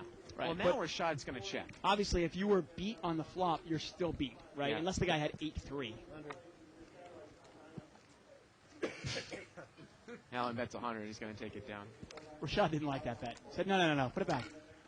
I mean, if Rashad were to actually continue to bet, I think Allen is just in a call mode. Call. Yeah, well, And then he's put to the test on the river if the guy moves in, right? yeah, in a Yeah. deep game, you've got to be aware that trips can be vulnerable, especially when your kicker's not very good. combo, the high stakes I was starting poker for action, that's why I made a bad goes call. savvy. For action, that's why I made a bad That was too much poker. call, pre-flop, bet on the flop. I don't watch much of it anymore, but I do watch And we got some floods of emails coming in letting us know what the odds are on King 10 versus Ace 4. Thank you very much. We didn't get to the second part of Marty's email. Oh, there you request. go. He's got a $100 bankroll on PokerStars. What's the best game to play to make a profit without overextending the bankroll? He's got a $100 bankroll. High stakes poker is my What would you play on PokerStars? Could you play like? Well, I'll get to that in a second here. Okay. Ace Queen. I'm trying to think. If I had 10,000, could I play? Could I play like a Everybody's playing all 2-4? investors' money. Half the players, right? So could I play like? Could I play like You'd 2 almost wanna cent, play 4 like- cent, like a $4 max no limit game? 2 cent, 4 cent. Jack 10 deuce here with a couple clubs. 35. And a $35 bet here by Philip with Queen 9, and Allen is going to raise here with King Jack. you are. So Philip bet the open ender, From myself. and Allen has raised him, and Philip is out of there. Actually, excuse me, that would be a lot. That would be like 500 buy-ins. So if you said, say, 50, but I mean, I know people We're always talking say, about like nickel 10 cents? yeah, well, I'm talking about buying amounts for the max. Obviously, it depends on the game you're playing, though. I mean, if you're playing No, no I limit know, hold'em but or limit hold'em, I or think, well, let's say no limit hold'em. Okay. I know sometimes people say I'm conservative with buy-ins, but if you said 50 buy-ins, it would be, say, like a $20 no limit, which would be basically a 10 cent, 20 cent no limit. $20 max buy-in. Yeah, 100 And that times would give the him big 5 buy-in. buy-ins. No, that would give him 50 buy-ins. They just said $20 max buy-in. He's got 1,000 to work with, right? Got 100. Oh, I thought he had 1,000. No, 100. Oh, 100. Okay. Well, what I said before then, Like a like a $2 max buy-in, $2 max buy-in, Yeah. giving him 50 buy-ins. 20 cent, 2 cent, 4 cent, or 3 hands in a row. Okay. I mean, that's really conservative. 50 buy-ins. Come on in. That's a lot of buy-ins. That's a kilo to Or how the about cup. 30 buy-ins then? Okay. We get a raise here by by seat number 6, Aaron, with pocket ace. I mean, I wouldn't mind if you could find some game that was like a. If you could find a game that was, say, a $5 buy-in game, so you'd have 20 buy-ins. Okay. That would be okay. 5-way action here. Queen 9-9, and Philip called the raise with ace 9 of clubs, and he's hit trips. Now, is Joe going to go broke on this one? I mean, with all those players in that pot, it's a pretty scary board. I mean, I do not like my hand that much if I have King Queen. I Yeah, but really if it don't. gets checked to you, you're probably going to bet, right? Not even a question. And look at this. Now, Allen did not bet. Here's the thing with Allen. He probably could bet there with Jack 10, right? Yeah, but he's going to check call with it? $75 bet. And is it just a smooth call here by Philip? Playing it tricky, Dave. Well, it's a tough play now for Joe.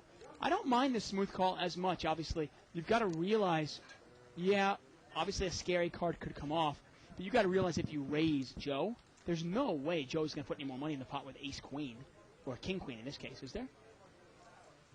We might get him to commit with a smaller 9, though. And that's going to bring Allen in here. Allen's got the straight draw. If he catches a king or an 8, it's good. Well, it turns a 3. Well, that's a safe card. And you've really got to be... I got to tell you, if I'm Joe here, I got called in 2 spots. I'm done with this hand. I really am. I know there's a hard draw out there. I know there's a straight draw out there. But I don't want to put another penny in that pot. To get a commission for sticking in that first bet. Really? Do you think somebody smooth called you with a 9? I definitely don't think Allen has a 9.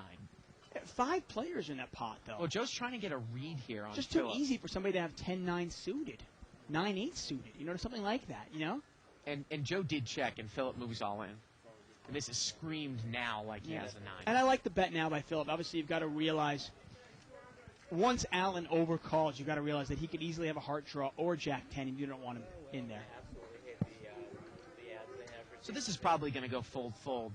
I would So imagine you say so. 20 buy-in, so like a Some sort of $5 game. $5 buy-in, which would be probably how many big? What would be Is in that the 5 big cent, blind 10 there? cent? What would be a 5-cent big blind? Okay, so 3 cent, 5 cent Yeah, type thing. something like that. I think they do Okay. a 2 cent, 4 cent. I think that's the lowest. Either thing way, they yeah. do. Yeah. And that would be, in 20 buy-ins, that would give you, you know, I mean, let's say the first 6 or 7 times don't go well. You're still okay. Right. You don't have to panic. Now Joe is looking over there. He's trying to figure out, well, this guy, would he have called with Queen Jack or Queen 10 and then moved in here? I mean, that's all I can beat, obviously, now. You know, I mean, if he had Queen Jack, would he call and make this move? Yeah, I mean, I guess he could. Would he move in with a flush draw here, though, as well? It's about a $250 bet, and Joe is getting about 2-1. It's about a $500 pot. It's funny. I'm not sure if Philip is making this move. There are a lot of hands that I would move in here with, knowing that I'm probably beat, but knowing that Joe probably won't call me with just even Ace Queen's a tough call. Like, I might make this move with King Queen. I might make this move with King Queen Jack.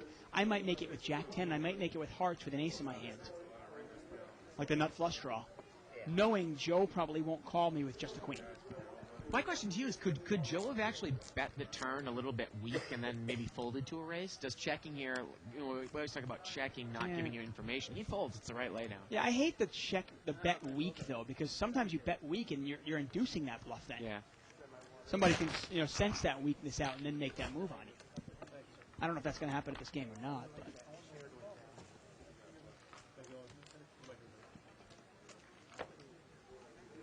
I got to tell you, so Joe Reitman, who was married to Shannon Elizabeth, is now divorced and living with Annie Duke. Nothing wrong with Annie Duke, but talk about downsizing.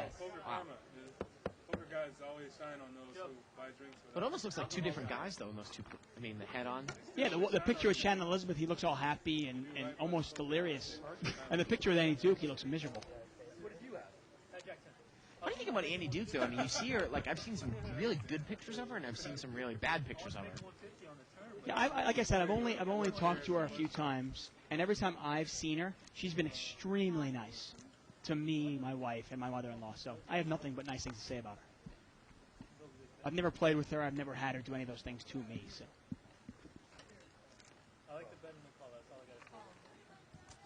And it's funny when you told me that Daniel Negreanu kind of hates her. Well, he's just written a lot of things, and remember, then that actually kind of started a feud with Lederer, who would respond to Negreanu. Annie Duke wouldn't, but Lederer would feel he would need to stand out for his sister. Right. $35 raise here by Philip. Looks like he's got 7-5 of hearts, and he's going to take it down for number 35. 35 no flops. 35 no flops. And Joe, Shooter McLean, trying to get a little information out of Philip. Yeah, that is quite a difference, Dave. So Joe Reitman, what is he? Is he a poker player? I mean, did he get Shannon Elizabeth into poker? I don't know. No, I know it's a good bet. You wonder. I mean, it's a good hand. He had a hard draw. I know, dude, I lost. Button moves over here to seat 4 to Kia. Rashad not going to play. 15. And we get a little raise out of Ruben here with the Queen 9 of diamonds. They have on middle position here. And Philip is going to call with 10-8 offsuit. That's going to bring in, is that going to bring in Kia here? Let's see if that brings in Kia. Kia's got a suited ace, ace 9 clubs. That brings him in. And Garland not going to play. Aaron probably not going to play the King 7 offsuit. That's up and down, not valuable at all. And we're going to see there's 3 ways. The pot is $70. And flop is 10-8-5. We've got 2 pair for Philip. Now, Ruben has a gut shot straight draw, plus the backdoor diamonds. He can catch a jack for the straight. He has really missed it completely. And Philip's going to throw a bet out here with top 2 pair. Yeah, the pre-flop raiser, Ruben did not make the continuation bet. He just checks and imagine he's just going to fold, and he does. And that's the kind of passive play I'm talking about, where you get a pre-flop raiser who is not continuing with any type of bet. So if he just misses and you're in position, you can just bet, and then you win. Exactly. You're not really playing. Which is why you can call in position. Apparently, Kev Math has helped us out here. It says PokerStars has a 1 cent, 2 cent, no limit with a $5 max, and that's probably the game I would recommend to play. That's a great game because you get 250 times, where most online sites only give you 100 times the big blind. And start it off real patient and play it, and hopefully you can build your bankroll up to $140, $150 at some point. I know that 2+2 have those micro limit areas of limit, no limit. I wonder if you could actually start and build a bankroll up at those games if you put real hours into the game. I would imagine you could. Yeah. I mean, you win $3 here, you win $3 there, you win $4 here. Before you know it, you have $160, $170. Hey, you can step up to 2 cent, 4 cent. Right. And start building it up. Now, what kind of rake does PokerStars take on a game like that? Actually, in those little micro mini games, I don't think they actually take a rake. I might be wrong. Really? About that. Okay. I'm not sure. Well, I mean, they can't take. What do they? I mean, I'd imagine they can't take more than like 3 cents, 4 cents. Sometimes those Philip's going to raise it up here again and take it down for number 31. Sometimes those little 36. games are just, or 36. Sometimes those little games are just have you in the purpose of being on the site. Right, and obviously, PokerStars and the other sites are smart about that. They see the big picture. They see that it's valuable just to get you on the game playing. Get you accustomed to the game as well. Exactly. Remember, they have a bunch of play for free as well on Party Poker PokerStars. Well, here we go. Russ Fox email here. He says, someone called me as I was driving home stating you asked the following questions. And first he said, how is Russ Fox's books doing? He said, our first book, Mastering No Limit, written by him and his co-author Scott Harker, is doing well. It is the second printing. Our second book, Why You Lose at Poker, is due out in early July. Second question, why did Russ leave the game? He said, I have to work tomorrow, and I have an early morning conference call. Business comes first. Enjoyed seeing both of you today. Enjoyed seeing you as well, Russ. Always nice to see Russ Fox on the show. Raise here by 10-7 of diamonds in seat 2. Allen call with 3-4 suited. Now, Philip is really... Would you ever do a little stop and go in a game like this? Just bet right into it? Wow, Philip did not bet out on the 7. Now that turns to 3. That's really surprising. And Allen does not take a shot at it ever. And he's just going to fold here? No, now he's going to check call. Wow, and that... Would you ever value bet with the 7 here if a blank comes out? I would. I really would. I put my opponent on a 3 or I put him on like 5. Now you make it 10, so I think you bet again. Wow, and he checked it.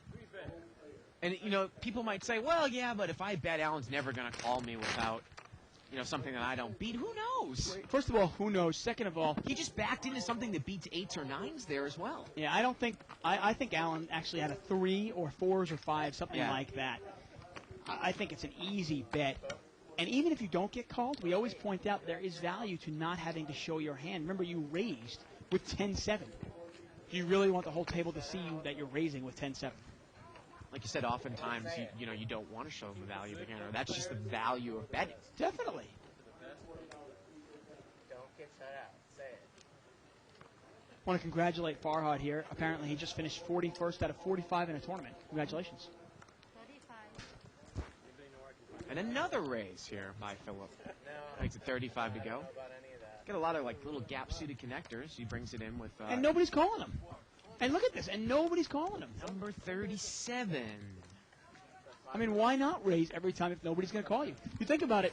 They are basically paying for his raises. Remember, he's taking 10 here, 10 here, 15 there, 15 there. So later on, when he finally does get called, first of all, he can still make his hand. But if he doesn't make his hand, who cares? It's an easy layout. Yes. Thank you. And I believe he's in the live straddle here. I somehow now feel complete. Make it $10 to go, and Owen is first to act. I said I somehow feel complete now that he said that. Oh, you finally did? Yeah. I mean, when you're playing poker, I mean, I really think sometimes the best way to play is if you can put your opponents on their heels. You make them feel a little bit uncomfortable. And that's not really much of a raise there. Kia makes kind of a bullshit raise. He doubles the straddle spot.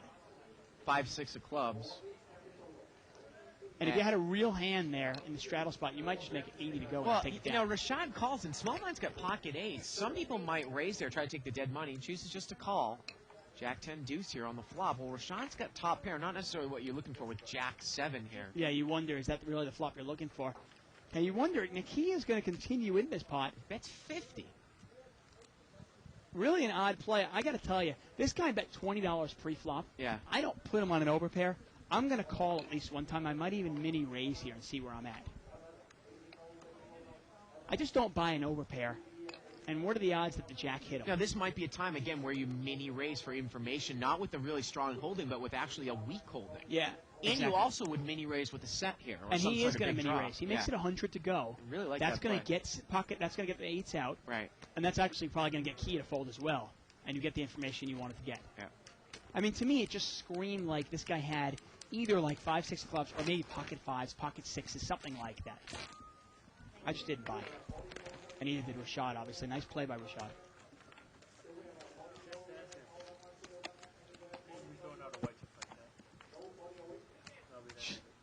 Get a post here from Kevin Math. Isn't the stuff regarding Negreanu versus Duke first letter about 3 to 4 years old? Yes, it is. But of course, David is just learning of this news as it's fresh a couple of days ago. And then Pocheco comes out and goes, "Hey, the show is on a delay. You should know that." I was kind of surprised you didn't know that stuff. I'm not. You know what? I'm so not into like soap. Check out this forum over here on 2+2 news gossip. That's what I mean. I'm so not into the news, views, and gossip. Look at this thread right here. Any questions? Started by Miss Gluck. You can ask Gene Cluck a question. Yeah, I'll be rushing over there right away. I got to tell you, that whole thing, like I'm just not interested in who is screwing who and who hates who and number 38. All the gossip, and I don't care. I want to play poker. You want to teach me how to play better poker? Great. You want to entertain me? Great. You can check out the latest cheating, news about Z Justin. I mean, the cheating thing interests me a little bit only because I want to know how they are dealing with people having more than one account.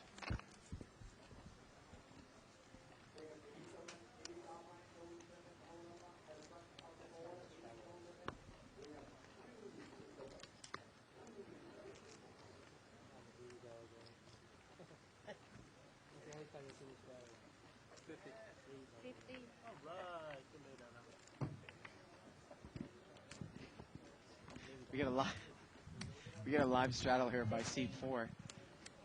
And we get a raise here by Joe with ace-jack off suit. Now, Kia's got ace-queen suited. And Ruben had limped in with ace-7. Kia's going to make the call.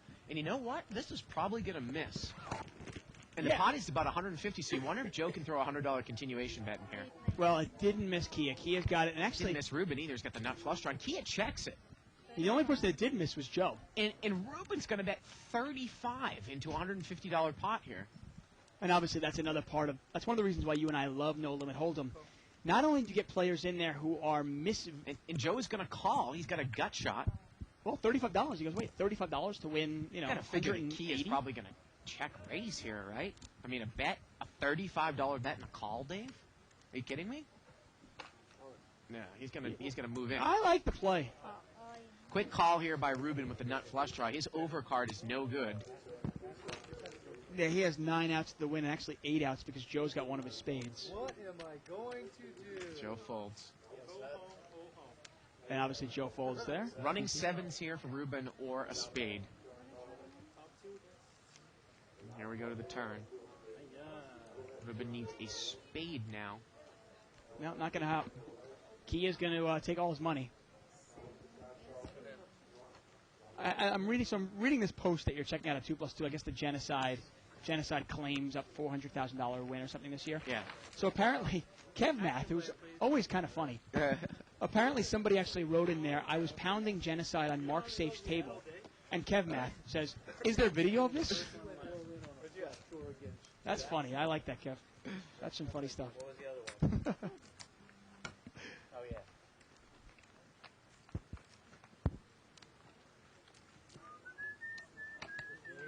And I guess apparently she says she's up $400,000 since January.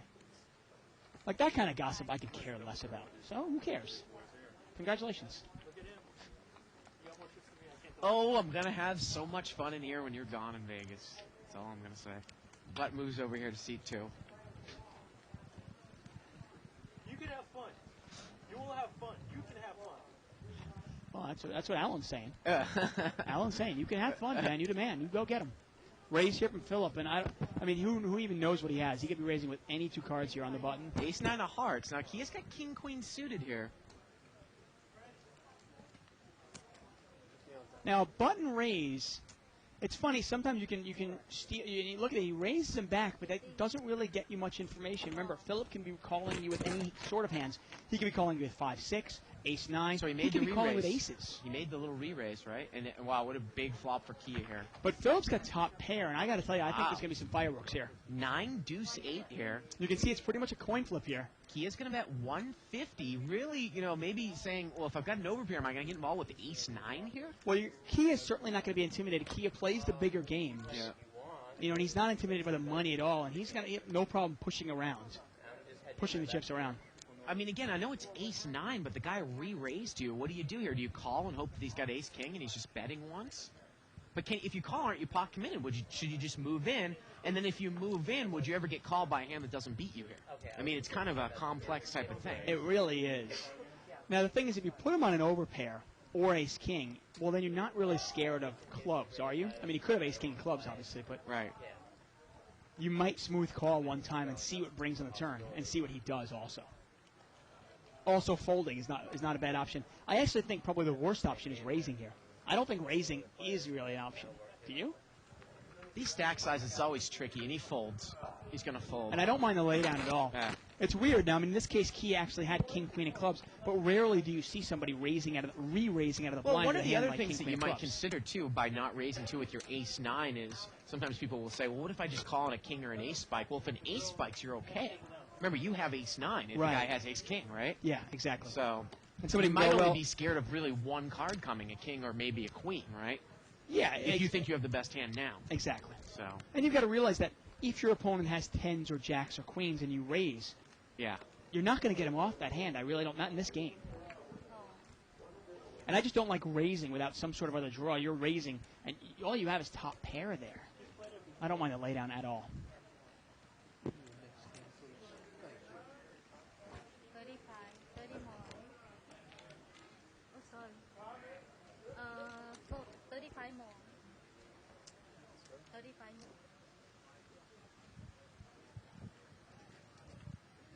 Got a raise here again. Looks like by Yeah, that's right. That's 30. Philip with ace-jack, and Kia is going to call with 9-10 of clubs. And we're going to see it heads up against these guys again here. Man, these two guys, they're ruining our record, Dave. We were going to get up to 40. Yeah, I know. Kia came in the game, though. He's not going to put up with this. Queen 8-3 here. Both players have badly missed. Yeah, now Kia's got a gut shot straight short of the jack. Philip obviously has overcards and the best hand right now. 40. But Kia's going to bet right into him. Gut shot to the jack.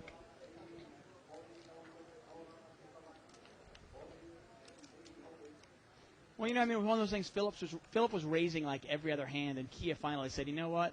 This guy can't have a real hand every single time. You know, and it's funny, you look at that, that might have influenced your play of the ace-9. You've got to realize, kind of almost Mike-ish. If you are raising every hand, Mike-ish. yeah, if you're raising every single hand, and somebody re-raises you back, kind of making a stand, sometimes you've got to be willing to make a stand back with less than, premium hands, a hand as weak as ace-9. Sorry, was I distracting you there? Yes, you were. What are you looking at? There was a link from that genocide thing. Oh, these genocide pictures. Yeah. 120. Get a raise here by... Now, we met Genocide, and I know she's good friends with Shirley Rosario. She seems like the sweetest girl in the world. I don't think she's all that, though, and a bag of chips. You mean looking-wise, you mean? Yeah, she's a really sweet girl, and I'm sure she's a great poker player. I don't know her, but... Rashad brought that in with 10s, and I think Joe made a re-raise with 8s, and Rashad's out of there. I think Joe actually might have pushed there. Not a bad play by Rashad. I really don't mind the laydown. Obviously, Joe could be bluffing, but you got to realize with pocket 10s, more often than not, you are either 50-50, but you're out of position with 10s, and it really puts you in a tough spot. 39. Day one. It's like day 8. We're trying to get to the final table. No one wants to budge.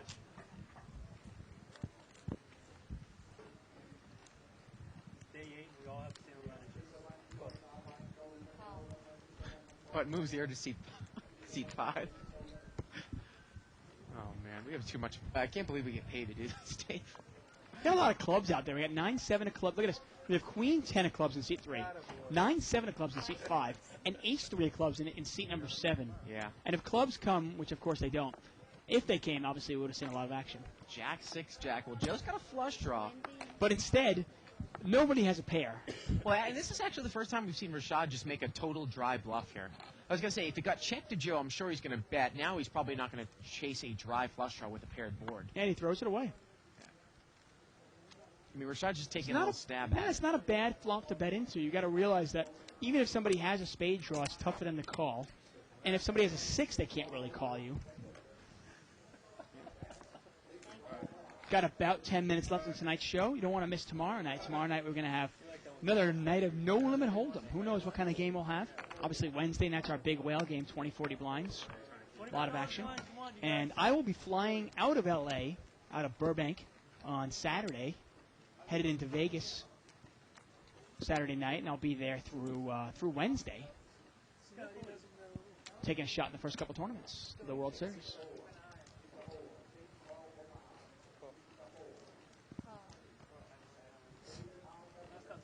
Oh, Philip here has got a real hand. Look at this. Couple of Ace Broadway cards. We've got Ace Queen for Alan. Now, Alan, here's the thing. When a guy becomes playing really loose aggressive, Alan might even come over the top here with Ace Queen. You never know. And is Garland going to call with Ace 10? We use that word Mike-ish. Now these guys are really lowering their standards to call raises. I mean, Garland's now called with Ace 10 to Phillips raise. And that's what you do, and that's probably the way I would have played it early on, is you force these players to gamble with hands that they normally wouldn't be gambling with. Now that Garland just called, now Alan does not raise. He's just going to call. Here we go. Ace King, Ace 10, and Ace Queen. Well, terrible flop for Philip and Garland. Alan's got the nut flush draw. And is he going to bet it? I cannot believe he's not betting this. He checked it. Well, I'm shocked. Maybe he's going to go for a check raise. Maybe he's going to commit with this hand. $50 bet here. And Alan is going to check call. Well, the ace is no good. Turns a 5. Ace King is still in the lead here. And is he going to check it or bet it? I mean, I'm assuming. Yeah, okay, there you go. At least he bets it now. Check call and now a bet. He's going to bet 75 here.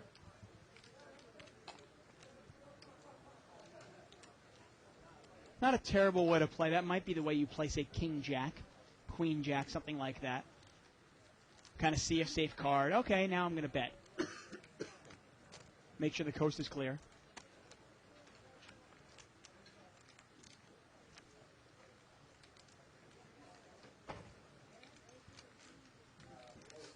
Don't really know what Philip is thinking about here with the Ace King with clubs.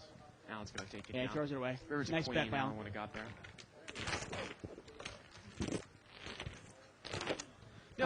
No, I'll just let you into a little world. I went over to that thread about genocide, right. And then there was a link to this picture in Never Win Poker, where she's basically in lingerie. Apparently photoed by poker. Yeah, by like a webcam. You would never know it by meeting her. Like I said, we met her in August. She's coming back here again. Right. Such a sweetheart. Yeah, she really is. Really is a sweetheart. Yeah. Ace Jack suited here. Seat number 6. That's Aaron. Straddled pot, of course, by Philip. I got kings. You guys can still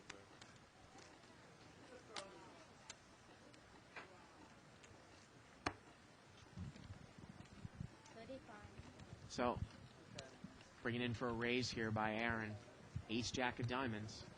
Philip straddle. Well, I don't think he can play every hand. Philip's got king 4 off in the straddle spot here. Yeah, not usually a hand you want to play there. He throws it away. What'd you have? What's your gauge here on Aaron now? I think he's here. I think he might be staying in a hotel. He's here in town for a little bit. As we sometimes see people come through town for like a week or two. Right. Kind of like journeyman poker players. He played with me a little bit on Friday. I think he said he is a professional poker player. And we've seen him play now about 3 or 4 nights on the show. Yeah, no, it's funny.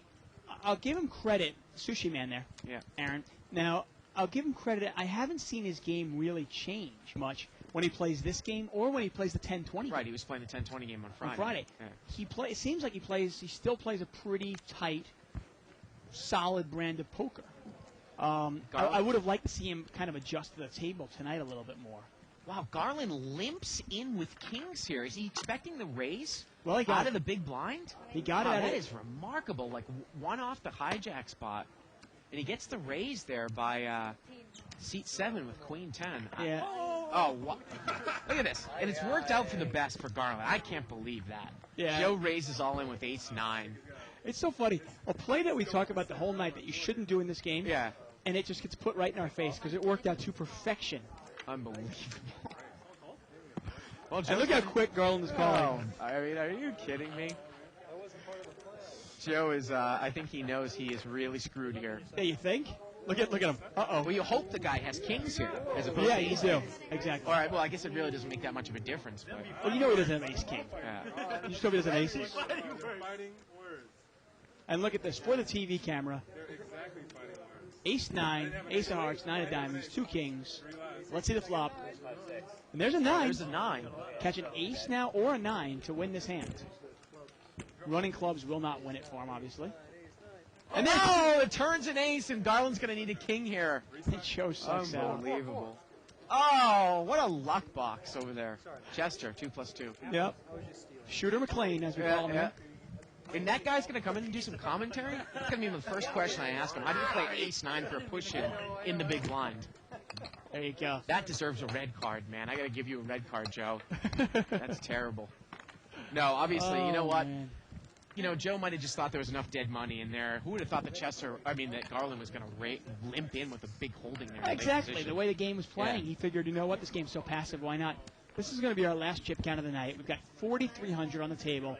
Kia, Aaron, and Rashad, and Alan all have over $700 now. Let's see who the winners are. And Alan's our big winner. He's up $340. I haven't loved the way he's played tonight, but fortunately for him, he's been able to pick a couple of pots up. Key is up a quick 250 so far, by the way. Garland and Joe and Ruben are our big losers, although Joe just got some money back, obviously. 35, 25. Well, we got a raise here. A raise by seat 2 with ace-jack, and look at Kia. He's not taking it, Dave. He's calling with 5-8 offsuit. Well, king 4-3. 5-8 is totally missed. Let's see if Philip makes a continuation bet here. Good fold, good fold. Yeah, and this is an easy laydown for Kia. I mean, we'll raise your fold situation if you think your opponent is bluffing. And he's not going to pick a better spot there. And I think we're going to hit the... Ooh, time for a couple more hands? Yeah. We're not on the 5 minutes. Thank you, Ronnie. Again, you know, it's kind of, like we said, kind of Mike-ish. You got a guy raising a lot. Now you're all of a sudden calling raises that you wouldn't even limp in with. 5-8 offsuit. I found the same thing. I told you one time a couple weeks ago. I called like Mike's raise with like king 8 suited, Dave. Yeah. You find yourself, a player like that, you find yourself calling raises with a hand that you wouldn't even limp play. in. Right. Unbelievable. I think Isaac is bragging about him being the master of the queen deuce, right? Did he call Yeah. you all in with queen deuce? When we were playing a little home game, and I was raising like every time, so Isaac finally said, "You can't have a real hand. I'm going to call you all in with queen deuce." Alan's going to raise here with ace king offsuit. Now we got a post here from Kev Math. He was saying that not many people have seen Genocide play live. I actually have. I played last year the main event Legends. I think she's talking about Gene Gluck, but same difference. Oh, okay. I was saying I actually got the chance to play with her. Now Philip called with 8-10 offsuit on the button, and Alan has hit the ace, and Alan is going to bet. And Philip's going to fold. Yep. Well, supposedly, you know, Liz Liu and Gene Gluck play the 1-2 game over at Commerce, and I guess Liz Liu was moved up to. Remember, it's a rarity. I remember her. I think it was on the circuit or somewhere saying that she didn't want to play in that tag team event that she was playing with John Pham because they were actually spreading a 500, 1,000 limit hold'em game downstairs, which is a rarity. Remember, once you get up above that level, it's usually a mixed game, right? Yeah, and you realize if you're a winning poker player in live games, Yeah. you can realize for the hours spent playing in a 10 or 12 or 15-hour tournament, Right. how much more money you can make in a $500, $1,000 limit hold'em game. Right. It's not even close. Yeah. Got a raise here by Rashad, queen 10 of diamonds. And I'm not sure if anybody's going to call here. You know, I just wonder if, you know, maybe people who are familiar with Vegas might be able to point it out. How often does a game anywhere in a land-based casino that's straight limit hold'em go that's over 100, 200? It's really rare. I mean, we've had Very rare. 400, 800 just because Jerry Buss is here, and that's the only game he plays. I mean, I'll tell you now, look at this. We got a re-raise. By ace-jack offsuit in seat 2. And that's not a terrible play. It really isn't. It's a hand that I would either be re-raising with or folding. Probably folding more often So than not. Rashad's raise, yeah. But the re-raise is not bad. You've now gotten position. And look at this. Rashad's not even going to call with the queen 10. And even if Rashad had, say, ace-queen, he calls, the flop misses, he checks, you bet, and you take it down. Obviously, you can play it that way. Yeah, I mean, the Bellagio, we talk about Vegas, one of the biggest poker rooms in Vegas. When I was down there, when you're down there and it's not World Series time, they don't even normally spread the 8160 limit game. Straight limit. Yeah, limit hold'em. Now, of course, the other casino, they have 40-80, a bunch of those, but they do have a 1-2 that usually goes. But like I said, that is the biggest straight limit. But that's L.A. Right, Which is the it's poker LA. capital of the world. I mean, we have more poker tables here than anywhere else. Right. Pocket Kings, I believe, for... yeah, you're right. Yeah, for Kia. We have it as King-Queen, but he's got Kings. And a raise here by C2. We got Pocket 10s over there for Aaron in the big blind. 5-8 offsuit, and let's see what... Is the button just going to call? No, he's going to re-raise it up to 75. Now, again, sometimes this puts you in a tough spot if you're Aaron, because these two have been going at it the whole time. It does, really. You might not put any credence in the button re-raise. Yeah. But this time he just folds. And you got to be careful, obviously, because you got to realize that these guys do get real hands sometimes. Wow, Dave, if we don't see a flop here, it's number 40. I was thinking, there it is. I was Number thinking 40. there would be no sense. There would be no hope when we had kings and tens in the hand, but there it is. Number 40, and we will do one more. One more hand. 40 no flops. And according to Kev Math, aren't the genocide pictures 2 to 3 years old? Well, anybody that's familiar with Live at the Bike, and obviously Kev Math is as familiar with it as anybody, we're about 3 years behind the curve. Yep. If anybody sees the way I dress, I'm still wearing my 80s wardrobe.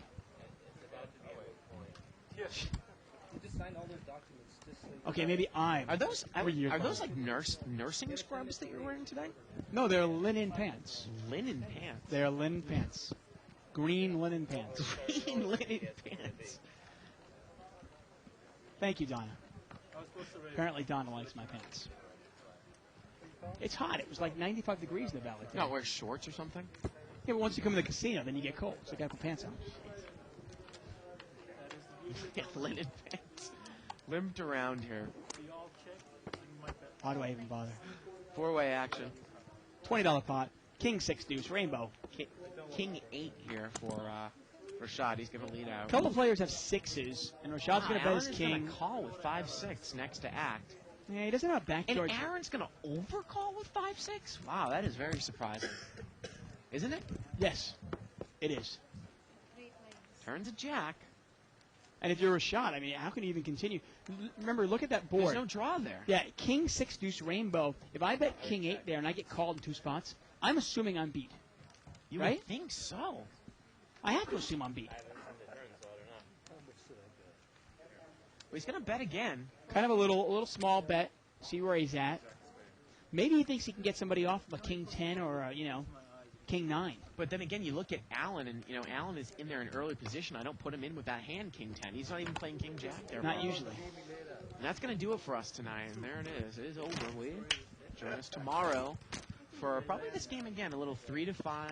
Maybe 200. Who knows? Hold'em game. Like I said, 40 no flops. Right. 40 no flops, and this was my demise over the weekend right here. So, anyways, for Bart Hanson and Dave Tuckman, we'll see you next time. Good night, everybody, from Live at the Bike. Weak. It's here. It's big. And it's closer than you think. It's not a tournament. It's what you don't see on TV.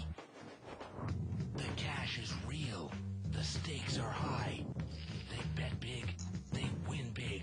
They lose big. High stakes live action poker. Live at the Bike. Watch it live on the web or play it if you dare at the Bicycle Casino right here in Los Angeles.